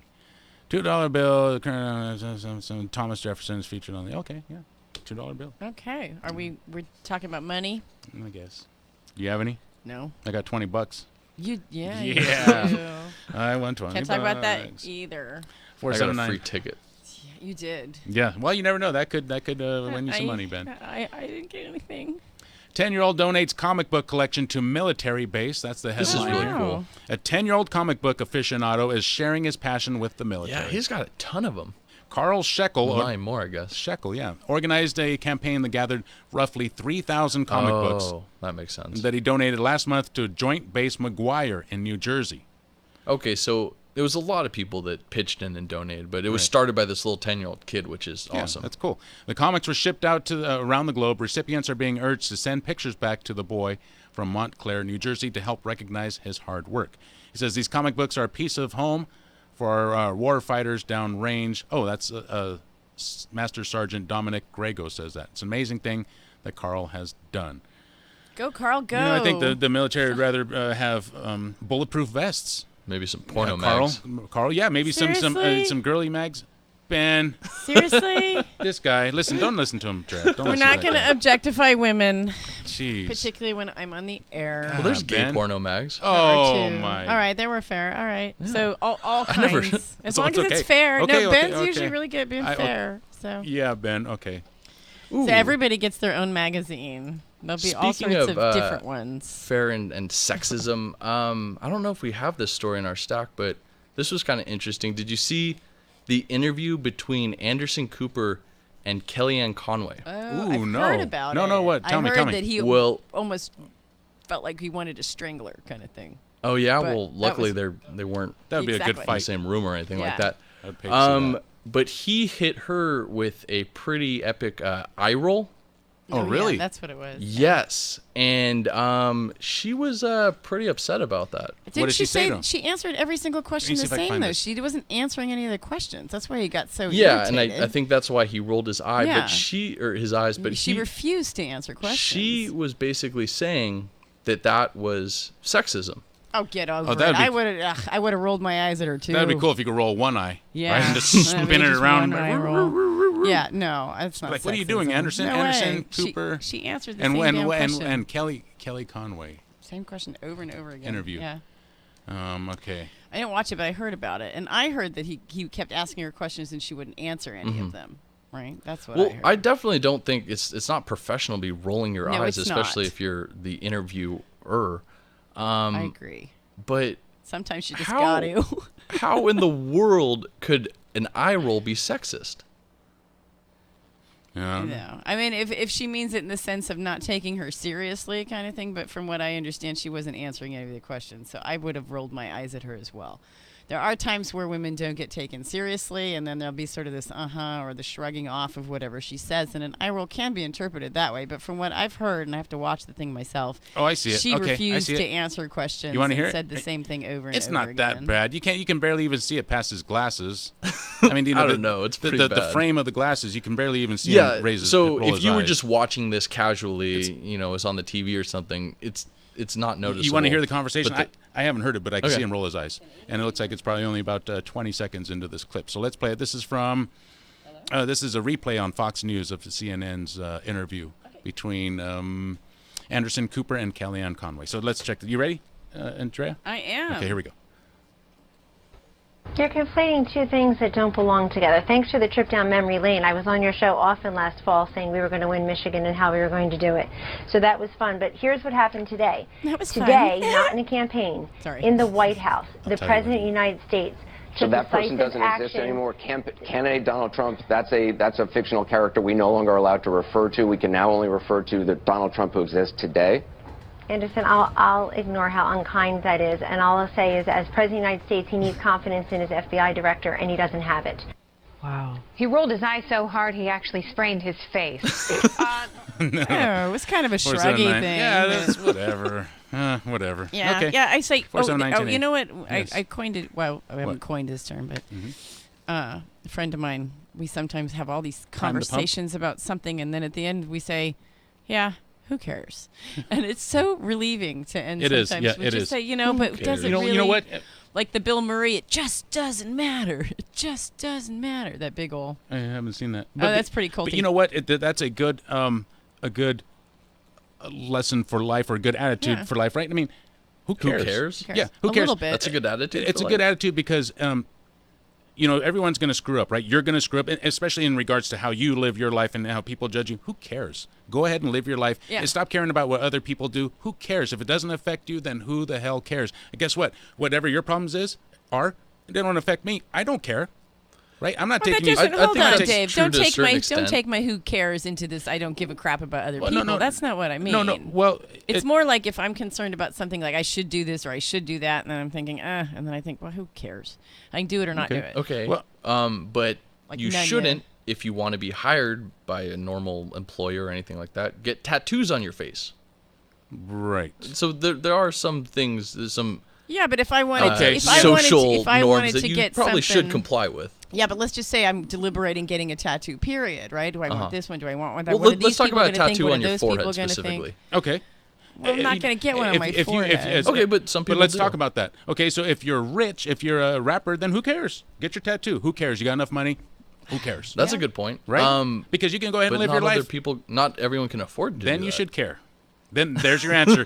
Then who cares? You should care. There's your answer. Right? But if you're a rich millionaire or even that's not a guaranteed. Look at Mike Tyson, right? He's got a tattoo on his face, which makes him look like an idiot. And now I don't think he's got much money. If he's got 2 nickels to rub, he's lucky. Did he ever get that ear out of his teeth? He's relevant. Yeah, he could probably make some money still. That's all right. Poor guy. He kind of lost. Don't get a for tattoo a on your while. face. Oh yeah, I think that's pretty good advice. So, do we want to take our caller? No. Ever? Who is it? It's Mike in Santa Cruz. Sure, okay.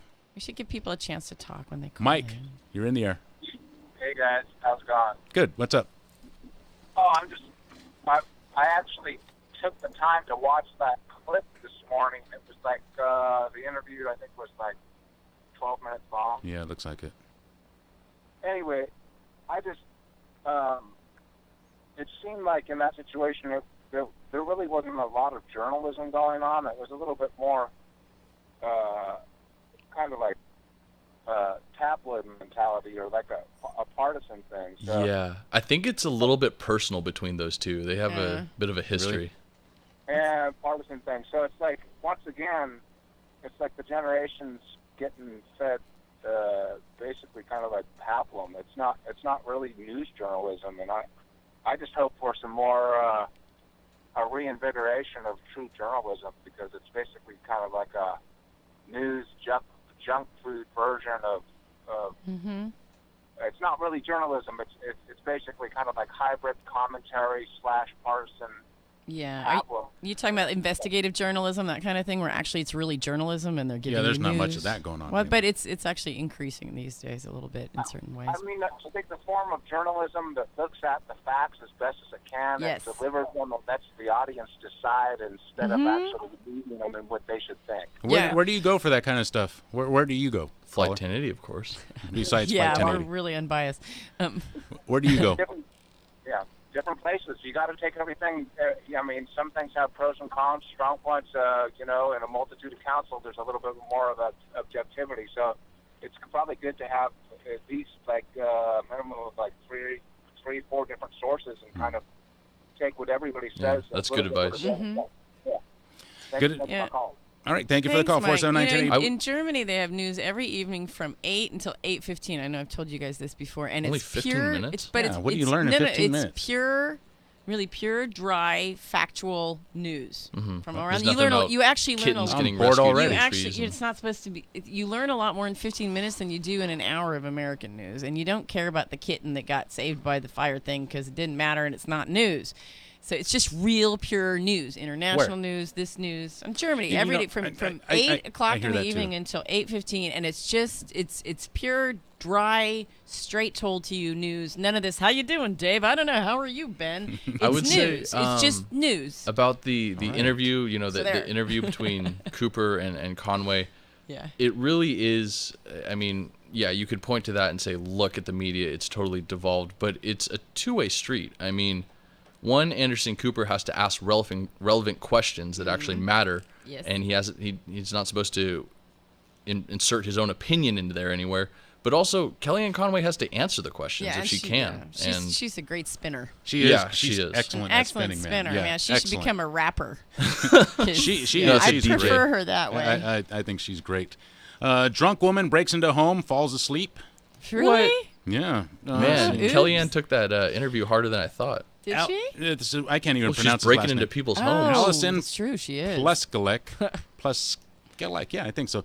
Chose to walk home rather than drive after a night of drinking. Smart in decision. town. The bad news, according to police, is the home she reached and fell asleep in wasn't her own. She was loopy. They say she, after first failing to climb into the window of one home, the 36-year-old woman managed to open and climb through a window at a second home. That was the wrong one.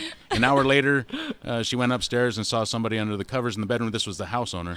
Petrified, wow. she says, she ran to her nephew's house, losing a shoe along the way, called the cops, and there you go. Everything worked that out is fine. hilarious. She thought that somebody was in her house. She didn't realize she wasn't in her own home, and she'd broken into the wrong house, and she was loopy. You know, right? Is that correct? No, I think the homeowner came home, saw her lying asleep drunk, and the then homeowner ran. came home. and then ran, yeah. Oh, That okay. would have been even funnier if she. I thought she was drunk, breaking she breaks in and into went the, into the thing and found somebody, got really freaky, and then went to her. What are you doing in my house? Exactly. She's in the wrong house. This could have ended up bad, man. You know how many times a story like this doesn't end. It ends with a weapon being shot and yes. people getting killed. And so let's be nice to each other. 479-1080. Have a great weekend, everyone. I can't believe we're already done for the day. Is it Thursday? You flew this plane so well. Oh, yes. Well, thank you. Yes, it's Thursday. I'll be back next Tuesday. 479-1080. DM at KSCO.com, 218-5726. Ben, thank you. Drea, thank you. Thank you, Phil, Dave. Thanks, thank you. Phil. He's ignoring Thanks, us. Ben. Thanks anyways, Phil. 479-1080. Okay, let's Yeah. get out of here. Who's up Whatevers. next? Pamela. Pamela, if you get Hetrick, is up next with Money Moves. CBS News Money first, Moves. though. See ya. Bye. CBS News, I'm Pam Coulter. CBS News reports there are growing concerns at the FBI that the White House is trying to get in the way of its Russia investigation, with one person calling it a crisis.